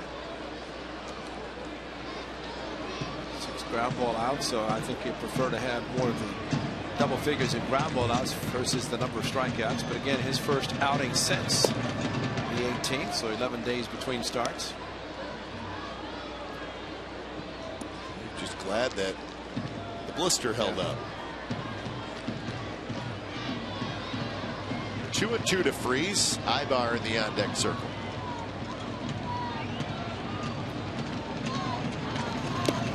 And he gets Freese swinging on an inside fastball. So 1 out. Like that. No runs allowed. 21 innings. 17 strikeout. Wow. That hard sinker down and in to a right-hander. That's a very, very good pitch for a sinker ball pitcher. Dan is the man. That's a good little scrolling there. Albert with the left hamstring injury. I was thinking, you know, pitcher goes out of the game, usually goes up and gets ice. Yeah. Jesse Hahn goes up and dips his finger. Pickle juice. That's right. That's right. Pujols is going to have an ice pack on his hamstring.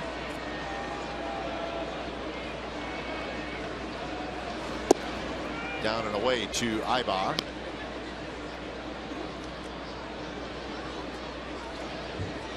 I think of the next start for that young man. Of course, we know Sonny Gray, but for Jesse Hahn, when he gets back in the normal turn, and the A's on a stretch of consecutive games. So, as we mentioned with Sonny, he would get Sunday's start against the Rangers. That means Hahn would probably have the Monday night start, which would be in Minneapolis. 4-game series in Minneapolis, Monday, Tuesday, Wednesday, Thursday. Part of the upcoming 10-game road trip. They're having a heat wave this weekend, they said, through the week. Minneapolis. Yeah. It's supposed to be decent weather when we're there, maybe cooler at night. Scott Kazmir will start the series in Arlington, Texas, Friday. Hit hard. Simeon has it. Out at second. On to first. Double play. So Ibar hits into the double play, and the Angels do not score.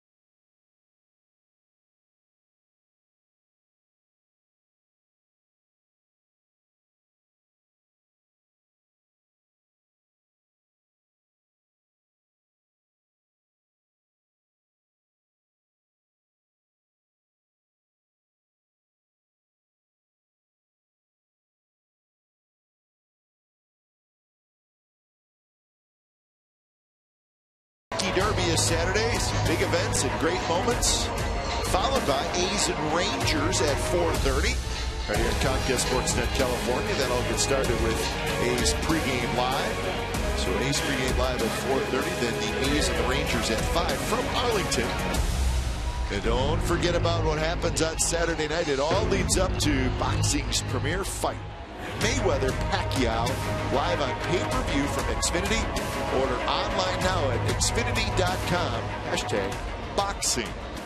So Kentucky Derby, a monster fight. And the A's and the Rangers. It's a good day. That is an assortment of sporting events that will take you through the day. Grant Green is now at first base. He was the pinch runner for Pujols. Former Athletic Grant Green. Then Alberto Callasco for Grant Green. Callasco now with the, yes, it was, now with the Atlanta Braves. Simeon, Vogt, and Butler here in the bottom of the 6th inning. The A's have 4 hits. They've stranded 3 through 5 innings. That's a combination there. Of course, Billy Butler following Stephen Vogt, but it was Simeon and Vogt in the first run and the only run for the Athletics. This is where a hitter has to remember. You hit a fastball, 3-1 fastball right center for a base hit. 2-1 curveball, almost a home run to left field. So a fastball, curveball, and the hitter, what's he going to throw me now? He's got an assortment. Took a little off. Ibar juggles, and he's not going to have a play. Simeon's aboard. And Simeon's going to get a base hit. And I think that's a good call. Ibar had a charge. It's not a routine play at all. And he had speedy running. And it came up on him. Took a bad hop, came up, hit him in the heel of the glove. But, you know, I think very similar again to last night. When Craig Gentry, Ibar was given an error on a play that he had to hurry as well last night. And I know that Well, it's a difficulty, and that was a difficult play, and Simeon gets the hit. Main thing, he gets on base to start the inning again. Third time he's on base tonight. Vogt takes a pitch that's a little bit outside. It's the same pitch he hit for a base hit. His last at bat to drive a run in.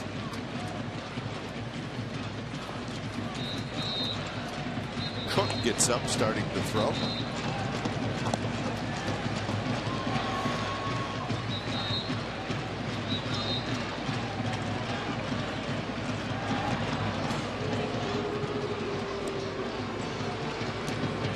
Vogt now has 14 hits in his last 34 at-bats.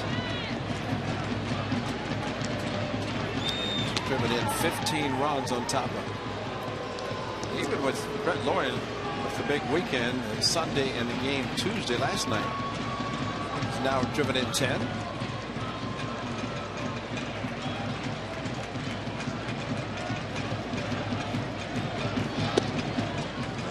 Called a strike. That was about the same pitch as the first one to Vogt. Not sure either of them were strikes. Interesting thing, they're playing him to pull, not so much with Ibarn out to at least to the third base side of the bag, whereas his last at bat the entire left side was opened up. A little pop-up foul territory. Freeze is going to get there, and he makes the catch. So Freeze hustles back into foul territory. So one out here in the sixth. Vogt now 1 for 3. And here's Butler. Now batting designated hitter, number 16, Billy Butler. So Butler steps in, a fly ball to right, and then he hit into a double play. Maybe we'll see Billy Butler change a little bit and try to pull the ball at nighttime down the line a little bit more instead of trying to go his normal right center, left center, and having the ball die with the heavy air. I don't know if he changed his stance and his approach that much, but it'd be a beautiful thing because he's hit some long shots that just haven't made it. Tried to pull that one down the line, but got a curveball and missed it. 0-1 the count.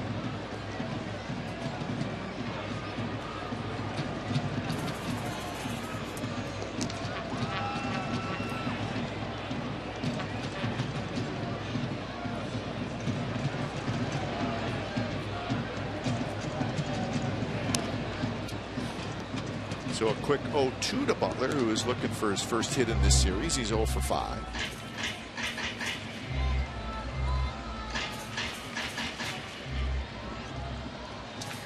Almost looked like Butler was thinking about a pitch location. Both of the two pitches. Thinking maybe he was going to get something inside. Setting up outside. Shoemaker now with 80 pitches. So Ramos, Morin, a righty and a lefty. With Cook throwing hard down in the A's bullpen.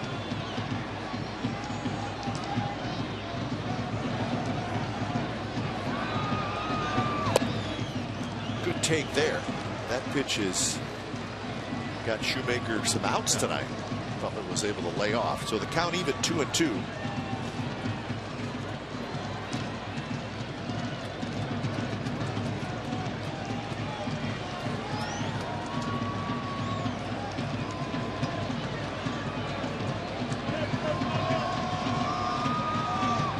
Shoemaker, quick glance towards Simeon, who's got a good lead at first. Butler pops it up. Wow, he missed it. Freeze, the third baseman, waits, shuffles his feet a little bit, and he has it 2 outs. That was the pitch to pull down the line to hit it in the seats, and he just opened up, and as a result got under it straight up. 17, Mike Davis. That's a mistake that Shoemaker got away with. Billy can't believe it. That's it. Well, that says it all right there. He knew it just enough to hit straight under.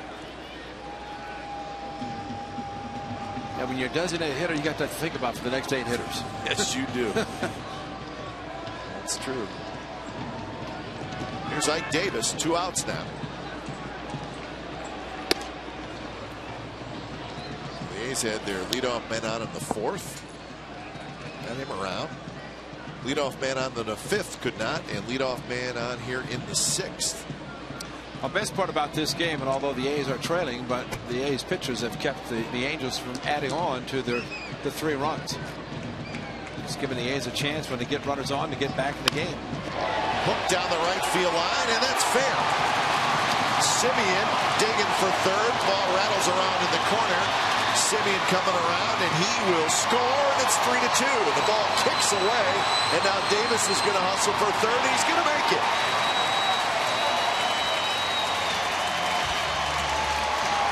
And that's a huge 90 feet for Ike Davis to heads up, get the ball down the line. Marcus Simeon with 2 outs, running on contact. Great speed showing it there, scoring. And Mike Scioscia, that might be it, but an off-speed pitch, and Ike Davis continues the magic wand. Down the corner, stayed fair. And Marcus Simeon is going to score easily. I don't know why all this took place. Just concede the double and the RBI. And the throw going in, getting away. But that is a Simeon speed, and that is a good night for Marcus Simeon. Already 3 hits, 2 runs scored. That's a big one. So when it's time for change, think Speedy Oil Change and Tune Up. Your oil change tune up and Spog experts. Number 37, Cesar.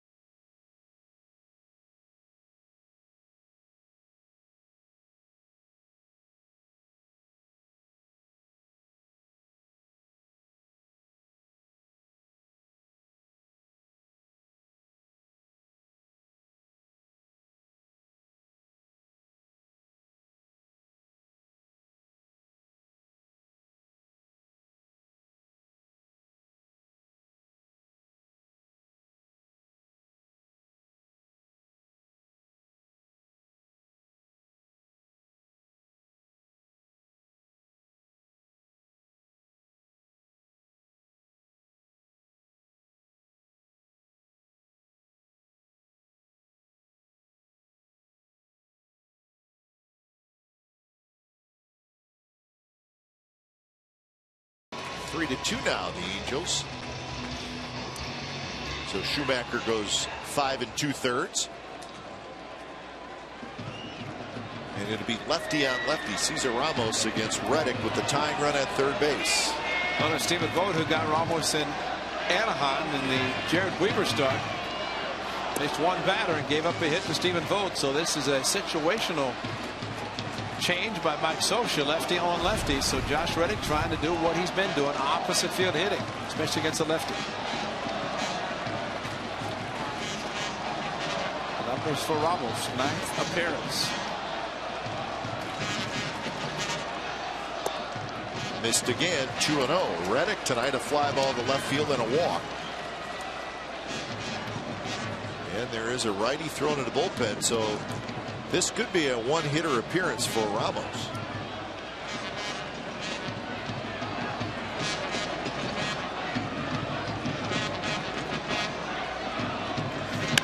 And there's a base hit center field, and we are all tied up at 3. So Reddick lines one right back up the middle.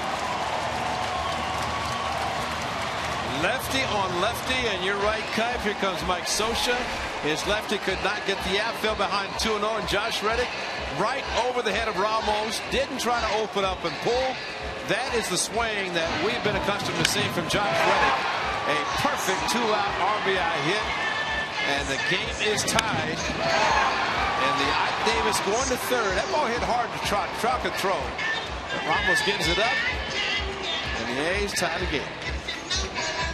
So we got a 3-3 game. We'll be back.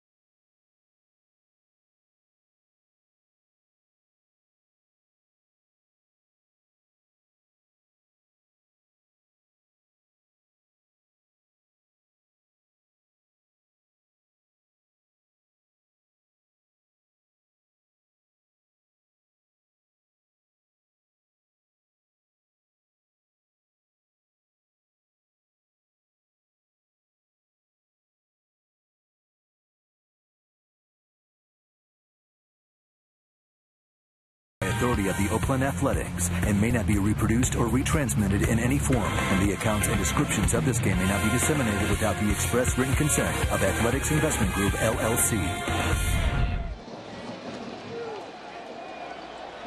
So Reddick ties it with the base hit. A couple of big 2-out hits here by the A's in the 6th inning. How about that for Reddick? He's just a better hitter, better in the sense that he's using the whole field. And that's the key for Josh Reddick. The home run last night on the fastball inside, pulled the hands in. Like Warren, the pitcher. His 11th appearance, so he's getting some work out of the bullpen for the Angels. And busy guy, 11th appearance, and a slider for a strike to Laurie. 3 hits in the inning, and the A's have tied it.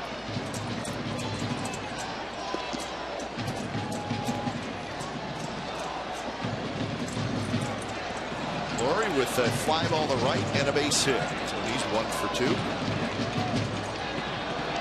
for 5 in the series.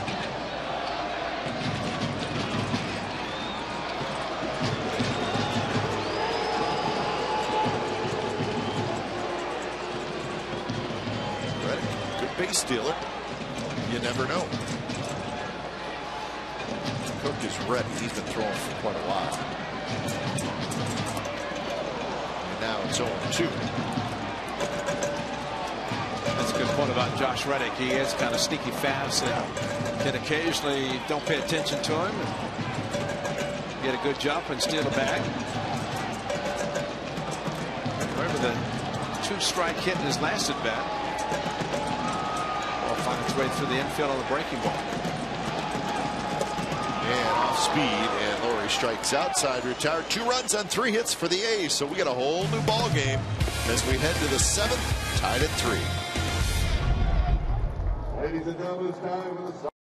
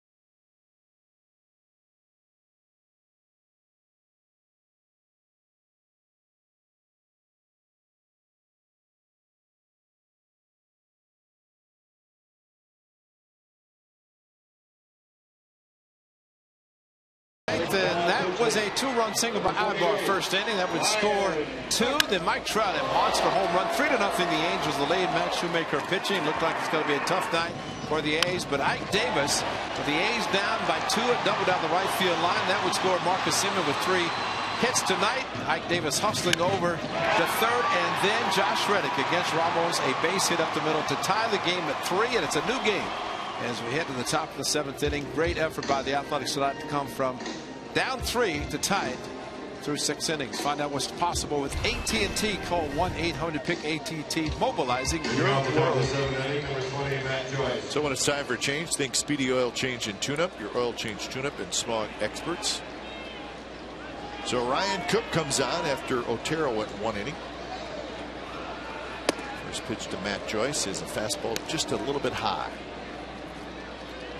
Joyce, Cron, and Iannetta, and remember, Albert Pujols is out of the game.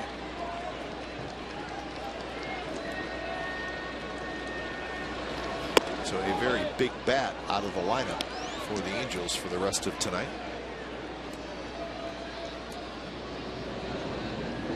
Salas starts to throw, so that's a bullpen action now for both teams. 3-0 to Matt Joyce.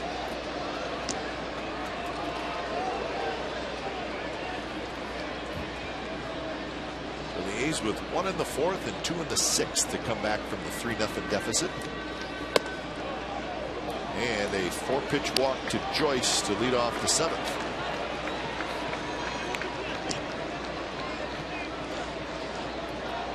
Matt Joyce struck out the first 2 times. Number 24. Well, saw a lot of pitches from Jesse Hahn, but he did strike out, but then not a pitch close enough for him to swing, and especially when he got ahead of the count 2-0.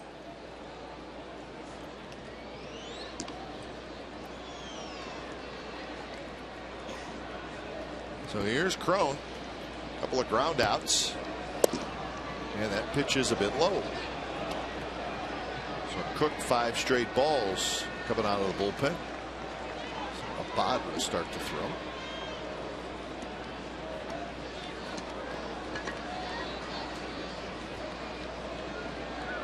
Cron stands well off the plate. Slightly open stance. Pitch there, 94 miles an hour. Well, that's good. It was 94. Good. It was a strike, but with the power of this young man, you don't want to just try to lay one in to get a strike, because he has the power to take it any part of the field. Mostly DH. You might see him at first base now with Albert Pujols to the hamstring injury, which hope is minimal, but Cron is. There's your left-handed first baseman. Now Ike Davis coming back slowly as Bob Melvin looking into the dugout, and well, there's your quick tag, and it's close enough, but I think they decided not to. Look like it's going to be a hit and run. Joyce looked like it's taken off. Maybe just got his hand in front.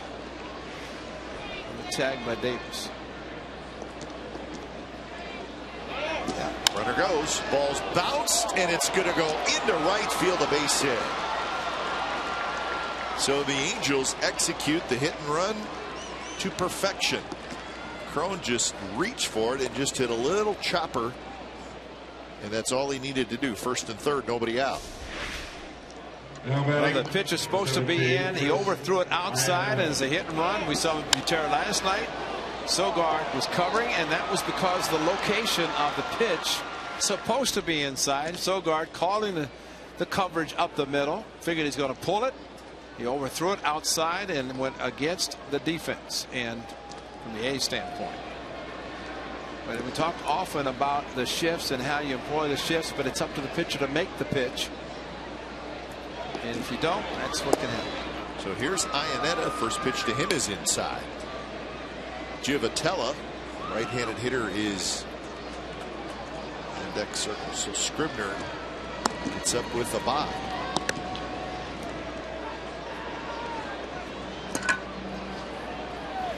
Swing and miss. Good slider there by Iannetta. A strikeout and a ground out.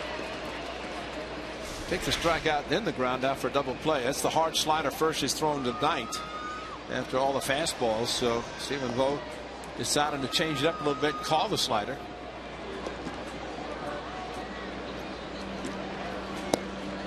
Swing. And he went around. So 1-2. Sitting fastball, got another slider, and that's called by the home plate umpire. Didn't even have to feel it to first. Either a hard sinker down, or you go another slider away. And a slider, and it hung, and Iannetta could not pull the trigger. So a big strikeout, and that's 1 out here in the 7th. You know, really kind of happy to see that, because Brian Cook, a little difficulty throwing a fastball for a strike. So 3 consecutive sliders. 1 a good swing or a bad swing from Ionetta's standpoint, a check swing, and then no swing. And this could be just as much about Giovitella possibly squeezing. Mike Scioscia not opposed to doing that. They could do a lot of different things. As this is the bottom part of the batting order, and you walk Joyce, who's been struggling, gets a free pass, a hit and run perfectly executed. Giovitella, a line out and a single. He has struck out 10 times this year in 58 at bats, so he does a decent job of putting the ball in play. Just hit it hard enough to an infielder to turn a double play. That's the key. First pitch, slider for a strike. It's 4 consecutive. Might be his best pitch right now. At least throwing it for a strike. Laurie is not even with the bag at third, and he takes a couple steps back.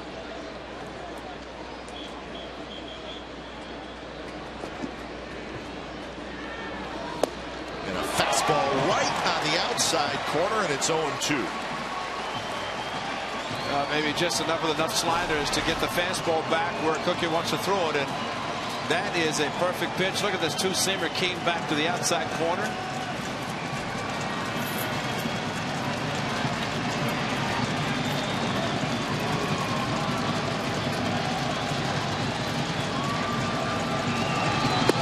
Pitch, a slider that stayed up.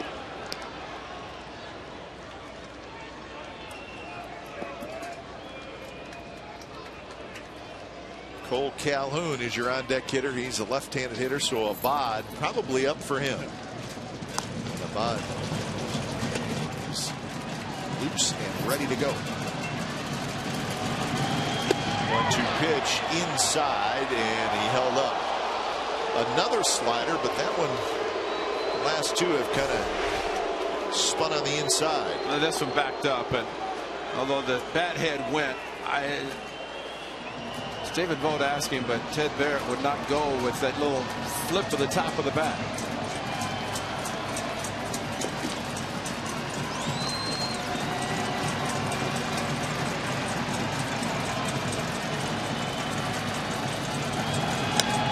Pitch, fastball, and Giovitella spoiled a good pitch from Cook. Sometimes a catcher will ask a pitcher to shake his head just to get the hitter thinking a little bit. Looked like that time, though, maybe Stephen Vogt went back to slider, and Cook shook off one of the fastball. The deeper this count goes, and remember, if he gets to 3-2, Coleman will be running, and they will put him in motion. Figuring Giovitella will make contact. So this is a critical pitch, 2-2.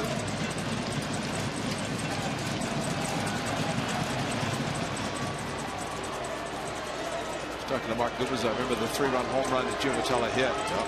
And Gobi said, as a pretty good pitcher himself, he said, if you're going to throw something 2-2, you better plan to throw it 3-2, because the hitter's going to look for something else. And he got the fastball and hit the 3-run home run. Here it is. And a slider, and it's tapped foul. And that one more in the middle of the plate. Vogt wanted it away. Giovitella spoiled it, so the count remains 2-2.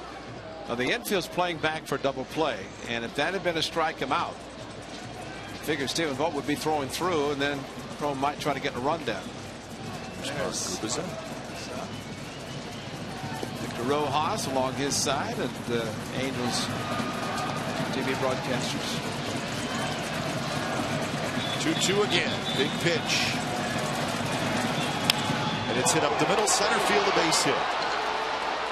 It was a slider, and it was right in the middle of the plate. And Giovitella, another big hit against the A's, and the Angels take a 4-3 lead. Cannot get a ground ball on a hanging slider like that. That's unfortunate.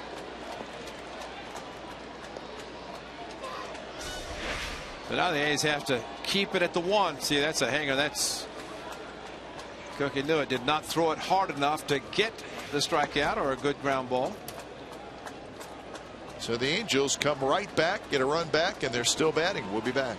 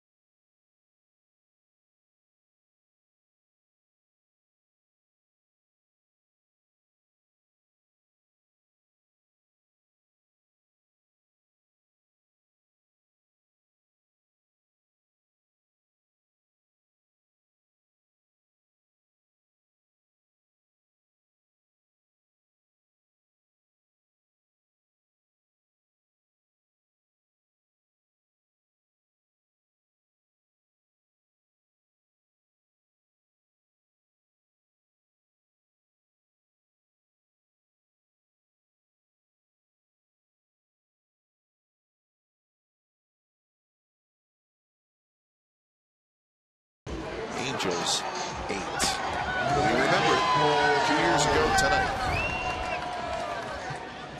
Those are the longest games.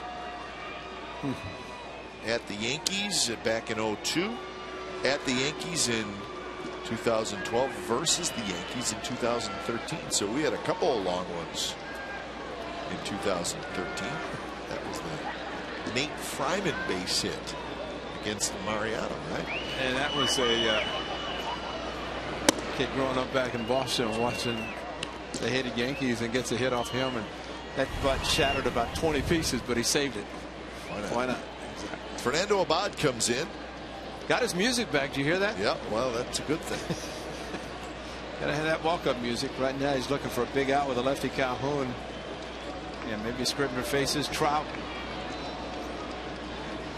Abad pitched an inning on Sunday against the Astros. Perfect inning.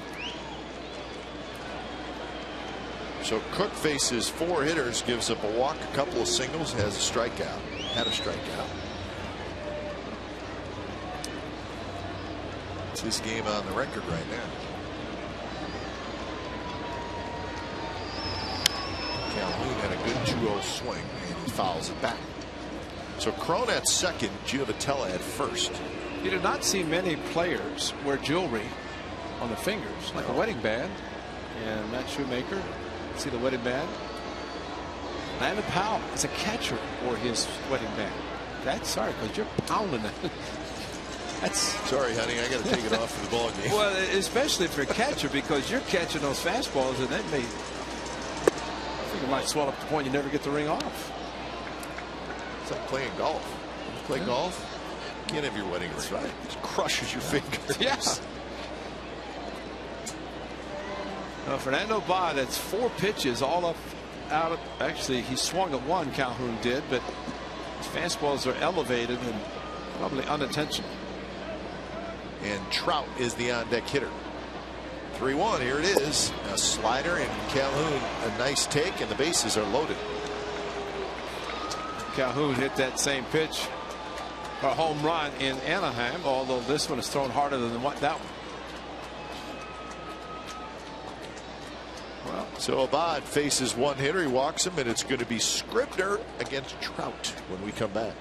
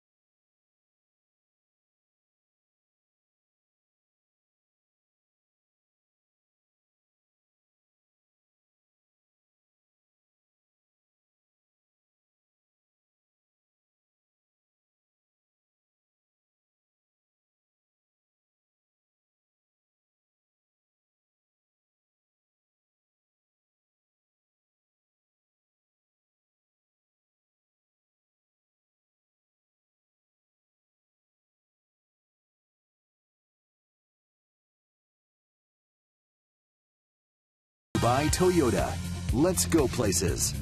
And by Xfinity, home of the most live sports. So Evan Scribner comes in, and he's going to need a little of this. But he did it last night. Strikeout, curveball to Trout. Strikeout, emergency swing by Pujols.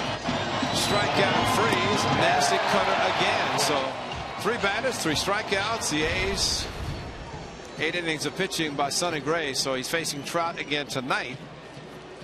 And Trout went back in and talked to Don Baylor and take a look at the scouting report. They know what he's got. So the curveball, the cut fastball, change up, and a fastball. So trying to pull the Houdini again tonight. So the bases are loaded, 1 out, and here's Trout. Curve stays high. Crone at third, Giovatelli at second, Calhoun at first. Corner infielders are in, middle infielders are at double play depth. Actually, Laurie not really, he's in a couple of steps.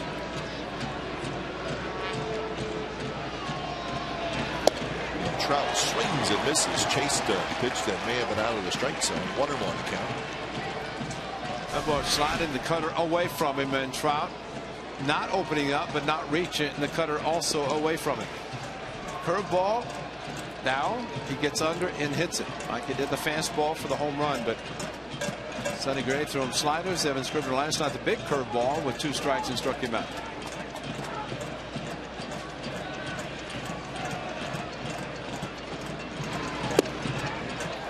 Very close with the fastball, tried to catch a strike inside, just missed.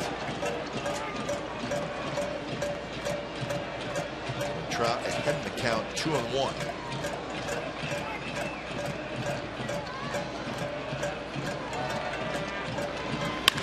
And there's a shot. Left field, gets down all the way to the wall. 1 run scores, 2 runs score, and Trout comes through with a 2-run double. And it's 6-3. Hung in the cutter. Stayed up and did not miss it. Look, his ball stays right in the middle of the plate. And that, again, a great swing on a pitch, a mistake that was thrown. But you can look at this inning. I mean, it just starts with a leadoff walk after a lot of excitement when the A's have tied it, and just that quickly down by 3. So now the infield comes all the way in. It's Grant Green. So he's hitting in Pujols' spot.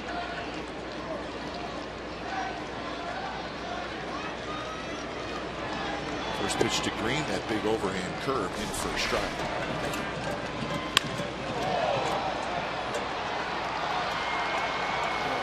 Jeff Vitello right behind. He knew the ball was down in the corner, and he was able to score easily.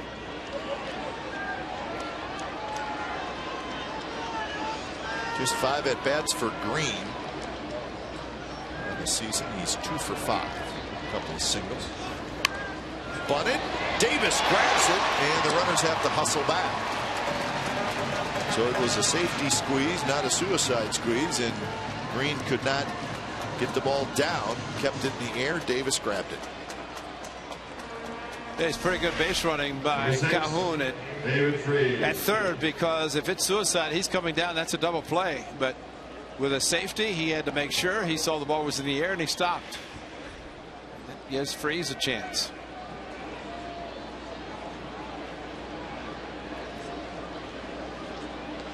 So Freese indeed steps in. 0 for 2, couple of strikeouts, and he was hit by a pitch. Curve tapped slowly. Laurie charges. He's got it. Throws on the run in time. Side retired. So 3 runs for the Angels. It's the 7th inning stretch from the Coliseum. 6-3 Angels.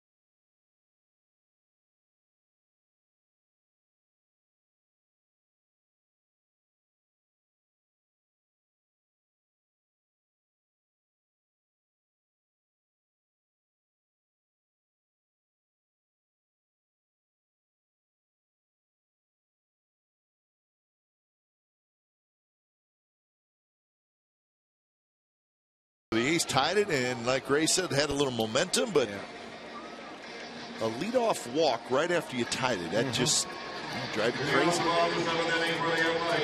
And that's not the first time we've seen that this year. Where, you know, often than you'd like. Yeah, and that's where you're hoping to have the strength in the bullpen, and the A's have still trying to gather that momentum in the bullpen, the consistency, and unfortunately it's a night after that. And you know, the 1 run sure is bad, but well, when you get 2 more, and I guess the fortunate thing, the A's left 2 on base in scoring position. When it's time for change, think Speedy Oil Change and Tune-Up, your oil change, tune-up, and smog experts. Fernando Salas comes in. He's the 4th pitcher of the night. And Sogard shoots one the other way, and it's fair. So Sogard will have a double.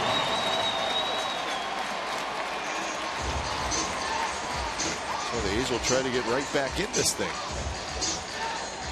And if there's ever a run to get, this is at a leadoff double.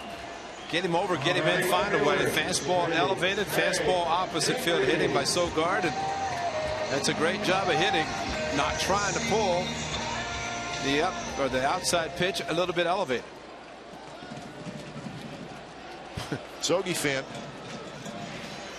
Just went out of focus too. I hope his eyes are a little bit better focused than that last one. That's what happens when you put the glasses on. Ibar. Quick throw, and Green digs it out. So Gentry went after the first pitch. He grounds out. Gentry 0 for 3, and so stays at third. Well, this time, Ibar able to catch the ball cleanly and throw quickly, even though a low throw.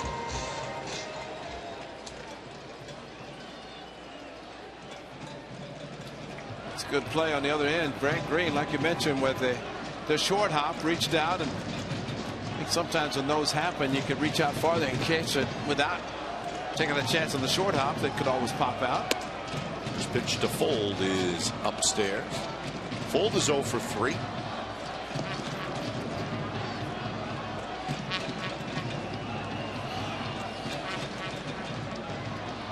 Chris Bassett starts to throw.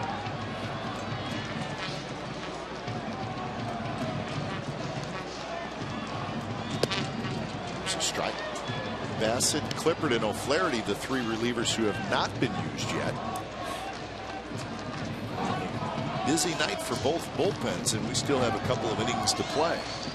Now, Sam Fold has hit the ball hard twice tonight and been out, one to center, one to right field. Time maybe to bloop one in or do something.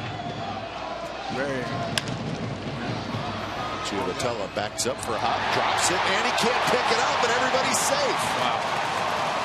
Wow. A very routine ball. In fact, it took a nice big hop up to Giovitella.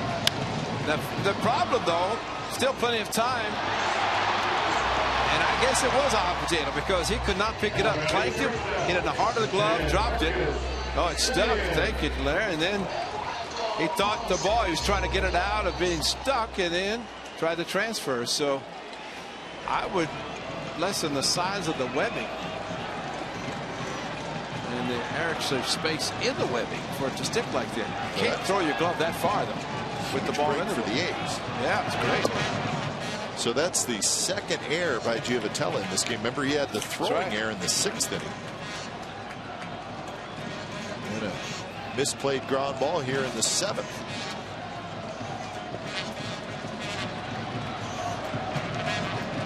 Simeon is 3 for 3 tonight. 2 doubles, a single, and 2 runs scored, and he's got a chance to get a big hit here. And he popped it up. Giovitella will squeeze this one extra hard, I guarantee it. And he does. So a missed opportunity there for the A's. Let's take a look at tomorrow's pitching probables, brought to you by Chevron. Garrett Richards, Jesse Chavez. For Richards, his 3rd start. Remember, he was on the disabled list to start the year just for a little bit. And for Jesse Chavez, his 2nd start. So it could be a good pitching matchup. And it's a noon start for our coverage with A's pregame live. First pitch at 12:35. And that will wrap up the homestand. First pitch to Vogt is in for a strike. A's will then go to Texas, Minnesota, and Seattle for their road trip. Stay away from Houston right now. Yeah. The Astros won again. They beat the Padres 7-2. Runner goes, and it's fouled straight back by Vogt. Astros finished up an 8-1 road trip. Sitting on a 6-game winning streak, and they are now 14-7 on the year. So Keuchel won again. He beat Cashner. Keuchel has a 0.73 ERA. So there's your, and I didn't think I would be saying this, Ray, but your daily Houston Astros update. How about that? 0-2 to Vogt. Here it is. And a very close pitch. Call the ball. And Scott Berry is hearing it from Mike Scioscia. And Scott Berry, with some rabbit ears, immediately turns toward the dugout. I actually have to agree with Mike Scioscia on this one. He said, just watch the game. Yeah. Scott Berry immediately whipped his head around. Hurt your neck that way. That's right. Fold runs, fouled straight back. You know, it was, as we've said, Cap, the dugouts, and this is what Mike Scioscia, of course, he knows the height. He's calling it outside, though, when Berry turned his head to the left.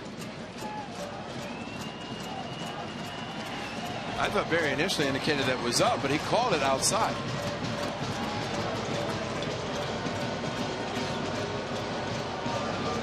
My point is, I've said this before, don't look over there at all. That's right. You're going to hear it. Just, how about in Baltimore today? If anybody said anything from the dugouts, you knew exactly who it was. everybody was talking quiet today in Baltimore. Yeah, you didn't have the drummers in Baltimore. You didn't have the crowd noise. They did play the Take Me Out to the Ball game. Yeah. And Vogt was able to hold up his swing. Inetta wanted the ball in the dirt, almost hit the back leg of Stephen Vogt as Inetta backhanded the ball.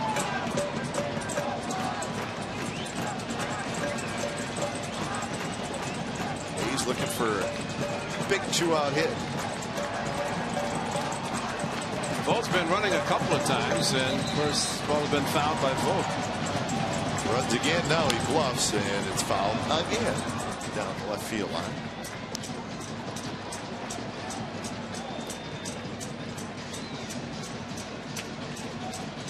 Salas rubs up the new baseball. Good battle here in a very important spot in the ball game.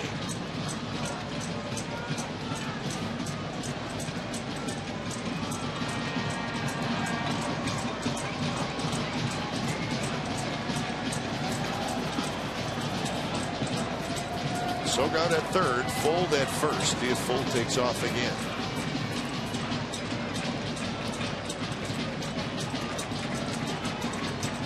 Well, maybe you get a hanging breaking ball, if something off speed, you can pull in the seats again. Another 3-run home run for Vogt. Having that kind of a year.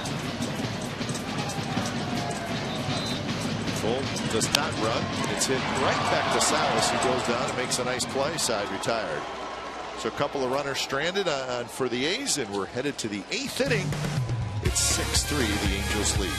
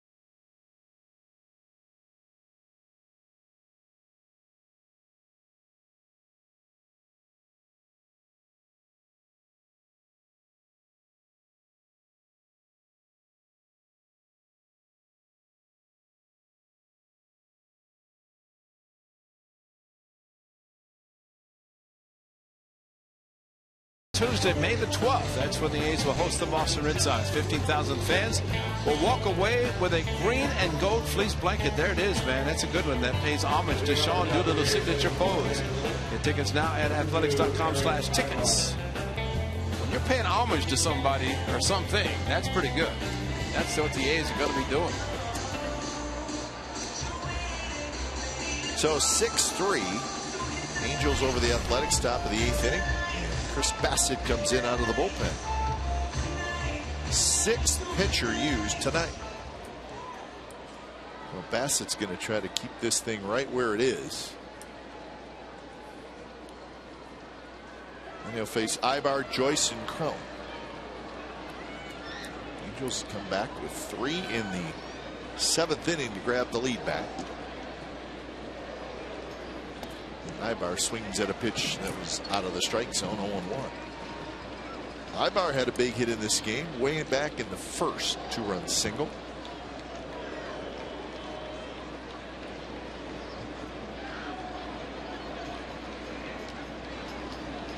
Curve and a good one. 0-2. Talk about some arms and legs. Chris Bassett, man, he's the Scribner curve right there. Well, he's been a starter, but he said he absolutely loves being a relief pitcher. 4 innings of work. Graveman start the other day. 3 pitches, 3 strikes, and see you later. Ibar strikes out for the second. Attention, please. Hey, that's Jared Parker, and we continue to get good news on Parker. Last night, pitching for Stockton. Went 5 innings, Ray, 71 pitches. That was down in Bakersfield, so he's traveling through California. That was his 2nd rehab start, and it sounds like next up will be a AAA rehab start for Nashville. Well, so he's getting closer. He's got 30 days, which essentially is 6 starts. Gentry, long running Gentry with a very nice play for the 2nd out. Boy, he ran a long ways for that one. Speed, speed, speed, and you see where he's playing. The ball in foul territory, and he just kept running, went into the slide as he has already done in this series. Well, that's speed. That's great concentration to make sure, watch the ball into the glove, and then on the slide to stop himself. So 2 outs for Crone. There's a lot of ground to cover, and nobody better do it than Craig Gentry. So the speed in left, speed in center, Reddick in right. So speed is there. Just try to keep it close to them so they can catch it.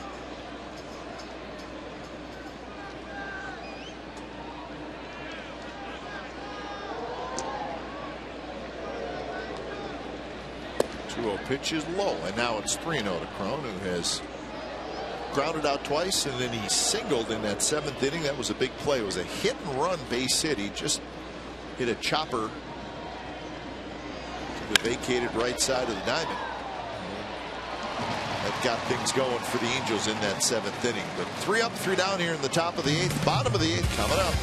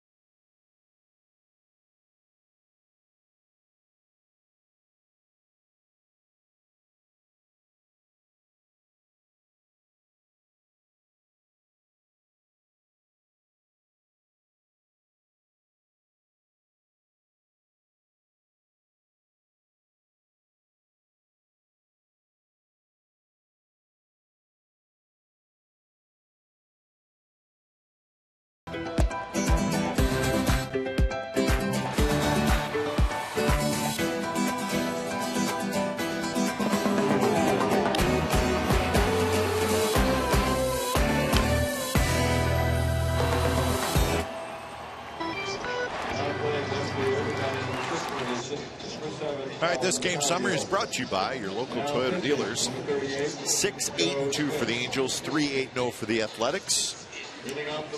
Shoemaker went 5 2/3. Hahn went 5 innings. Trout's got 3 RBIs. Simeon's got 3 hits. The A's tied it at 3, only to see the Angels bounce right back in the 7th and grab the lead back.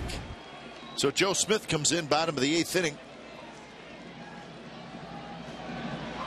Sinker slider dropped down, and a little bit different this year against the A's than last year. Stuff is the same though, right? Absolutely. Colin Cowgill is now the left fielder, so Joyce is out. Smith facing Butler, Davis, and Reddick. The good sinker right there, 87 miles an hour. So it's been Shoemaker, Ramos, Morin, Salas, and Smith so far. And an 0-2 slider, and it's spun right in there for a strike. And Butler is retired. So Billy Butler's 0 for 4. He's been struggling a little bit lately. That's 3 pitches. It's a big sweeping breaking ball. Started in a little flinch and right towards the middle of the plate. Not much you can do, especially once you commit and kind of throw your hands up. It's a front door breaking ball that catches a lot of the plate. So Ike Davis steps in.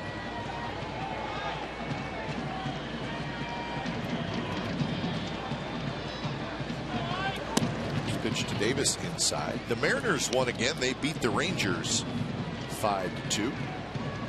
So that's a 3-game sweep for Seattle.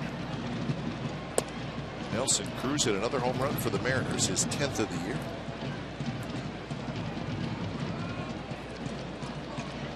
So Seattle now 10 and 11 on the year. Texas 7 and 14. Giavatello out on the grass, scoops it, flips to first, 2 away. A's will see the Rangers this weekend. Now batting right fielder. Mentioned that Orioles White Sox game where there was an empty stadium. The Orioles won that one 8-2. Red Sox beat the Blue Jays 4-1. Porcello over Dickey. And the Ramirez off to a terrific start. He's got 10 home runs for the Red Sox. So Boston finally got a good pitching performance from a starter. Well, what starter's ERA coming in today, Ray, was over 6. Well, what they paid Porcello, they better get a good start in it. And he did give him a good one today. What, 82 for 5 for them, or 4? 4? Wow. Indians beat the Royals 7-5. Salazar over Ventura. Kipnis hit a home run in that game. Many of the Royals decided to serve the suspension. They're appealing everything. I think they're all appealing. Well, no, Volquez dropped his. He pitched. Oh, and then he dropped his appeal. That one misses badly. And really, that's sort of beaten the system as well. Exactly. What, got 5 games? Yep. So he starts and he's going to miss 5 anyway. That's why pitchers should always be starters 10. 10, yeah. Because at least force them to miss 8 starts.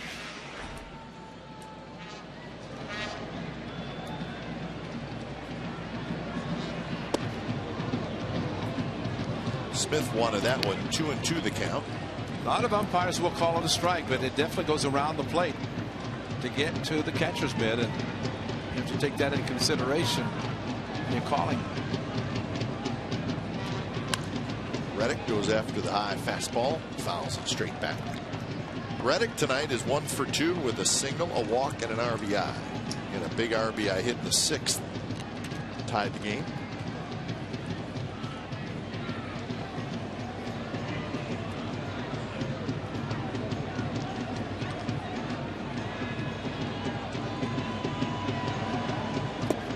Houston Street, if it stays the same, he would have the 9th.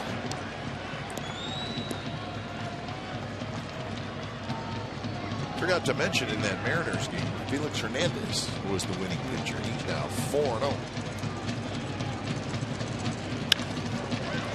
Ibar backhand, straightens up, throws in time, side retired. So Joe Smith has a 3-up, 3-down inning, and the 9th inning is coming up. 6-3, Angels lead.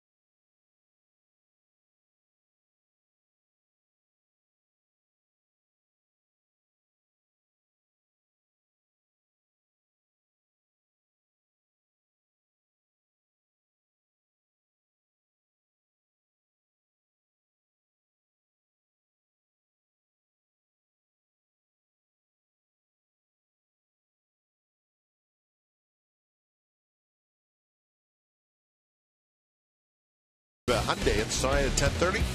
And it's over on our sister station, Comcast Sportsnet Bay Area. We'll have highlights and clubhouse reaction from this A's game. Navarro Bowman is back at practice for the 49ers, and match play day one summary from Harding Park. Ahmed Fareed, Dave Feldman will host Sportsnet Central. Look forward to that. Here at the Coliseum, 6-3, the Angels leading. Angels trying to even up this series at a game apiece.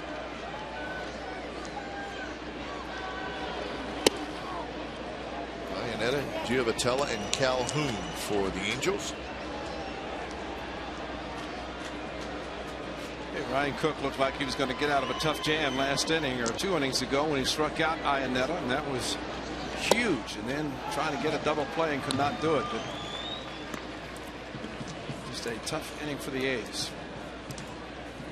And again, everybody's going to look at the bullpen because tied the game. Hahn deservedly gets a no decision, pitching 5 innings. So Ike Davis grabs it. Iannetta is 0 for 4. Sunday, May the 17th, when the A's take on the Chicago White Sox. 15,000 fans will receive a pair of A's branded mustache socks driven by Chevrolet, and they are good. Get your tickets now by calling 877-493-BALL, or you can visit athletics.com/tickets. Where they had the Argyle socks and now the mustache socks. Yeah, that's the theme this year. So you're going to have a lot of socks to wear. Sock giveaway.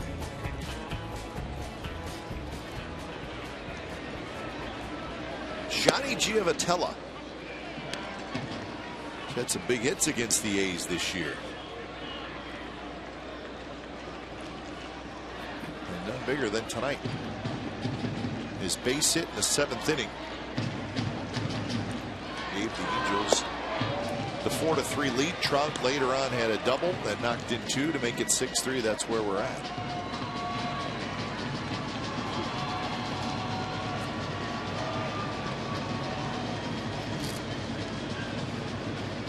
Giovitella also had a hit in the 5th inning, so he's 2 for 3.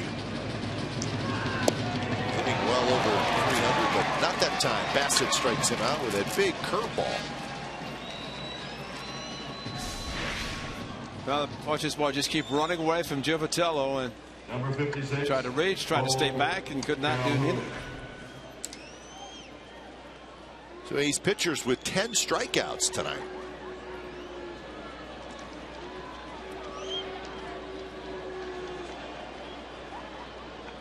So Street starts to throw. Curveball. Calhoun swings and misses. Calhoun a single and a run scored in the 1st, a ground out in the 3rd, fly out in the 5th, and a walk in the 7th. So he's been on base a couple of times, and he's been right in the middle of a couple of scoring innings, which he is the leadoff man, so he's doing his thing.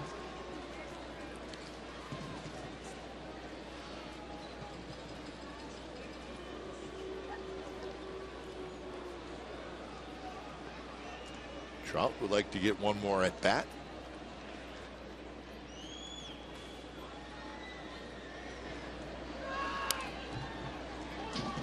Calhoun, he does not get cheated. He takes a pretty good rip.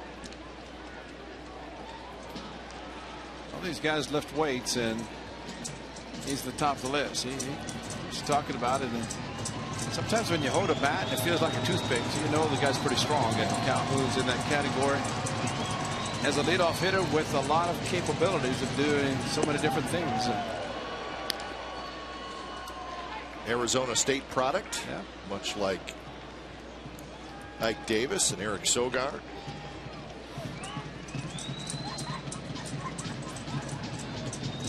If they were there, they'd be playing at Community Stadium. Phoenix Muni, the new home for Arizona State baseball. And I've heard that they've done a nice job with it, but I would imagine probably not as nice as Mesa did with Hohokam and the Fitch Park. Great facilities. Oh, you drive by Arizona State now, though, and all those new buildings. Wow. Oh, yeah. Hot real estate right there. 3-2 the count. Maybe one of the reasons why that baseball stadium may not be there. That's true.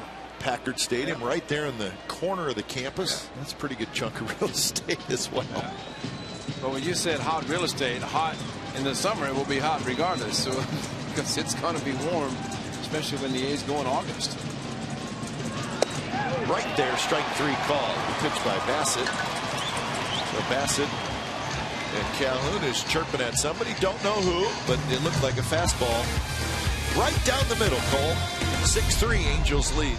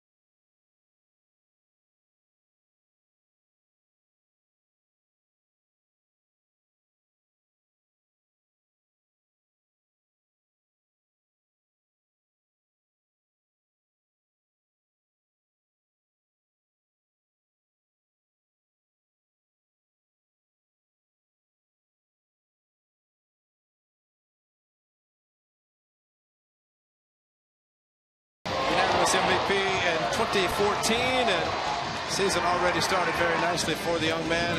Home run, and then this is the big blow. A cut fastball stayed up, and that was a double to drive in 2 after the Angels had scored a run to take the lead. That was the big blow with a 2-run double by Mike Trout. So the A's down again by 3. They overcame a 3-run deficit early to tie it, but then saw the Angels come right back the next half inning and score their 3. So it's Houston Street. 7 games this year, 7 save opportunities. He's converted them all, and he's pitched 7 innings. So Houston Street, 282 career saves. And add to that number right here as he faces Laurie. 6-3 Angels lead. First pitch in for a strike. Houston Street now 31 years old. He'll be 32 in August.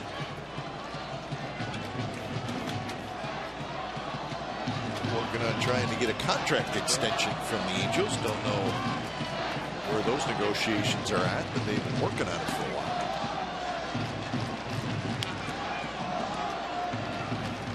Sounded like in spring training there was momentum to get something done, but now we're a month into the season. And I think the Angels traded for him for a reason, and I'm sure they would find a way to keep him.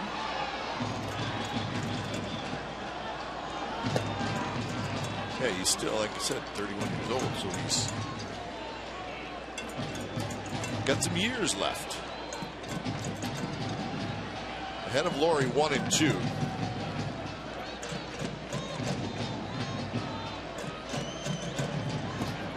Slider, and he will throw a lot of them.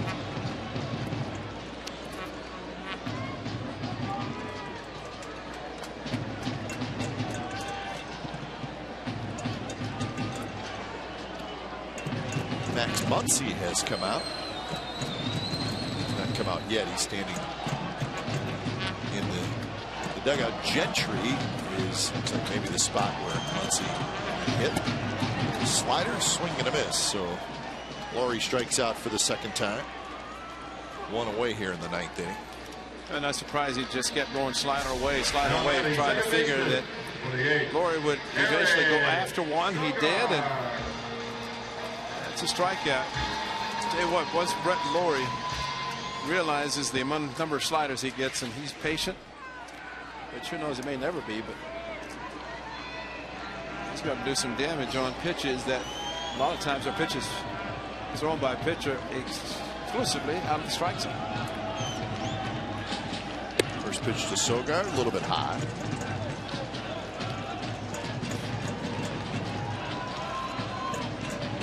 Sogard had a double in the 7th. Indeed, Muncy has come out into the on-deck circle. Trout hustling back and over. And he's got it. That's 2 outs. So Sogard 1 for 4 after the fly out. Your attention, please. Ladies and gentlemen, for the Athletics, batting for Frank Gendrich, number 50. So here's Muncy hitting for Gentry. Remember, Game 3 of the series is tomorrow afternoon. Make sure you join us. We'll have it for you right here on Comcast Sportsnet California. A's pregame live at noon. 12:35 first pitch. Richards and Jesse Chavez is your pitching matchup. Day baseball from the Coliseum. We need a win in the sunshine. That's right. That's right. That's not right. Can't have that. Well, if this game stays the same, the A's need to win a series. That would mean a victory tomorrow. Lost the series against the Astros over the weekend. I guess when you're swept, you lose the series. That's not good. Generally, I think that's what happens. Yeah, that's usually what happens.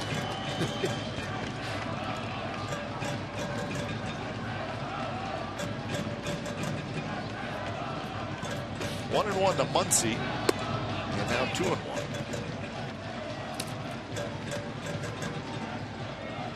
As I look at my score sheet, I guess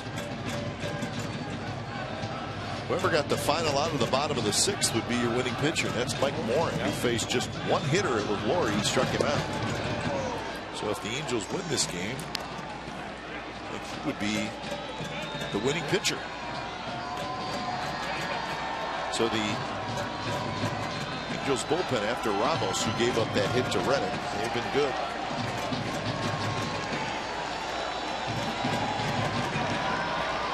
And once he rolls it over and foul.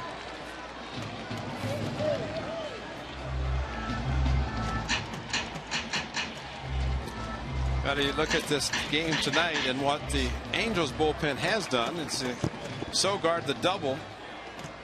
That was against Salas, but really the last 3 innings, with the exception of that, the error by Gio Vitello, the A's have done nothing against the bullpen of the Angels. Muncy swings and misses, and that's the ball game. So Houston Street comes in, gets a couple of strikeouts, he gets a save, and the Angels even up this series at a game apiece by winning tonight 6-3. It took 3 hours and 1 minute in front of 16,212. Final score tonight from the O.co Coliseum. It's the Los Angeles Angels of Anaheim 6 and the Oakland A's 3. You've been watching A's Baseball on Comcast Sportsnet California. Don't go away. A's Post-Game Live with Brody Brazil and Shooty Babbitt starts right now.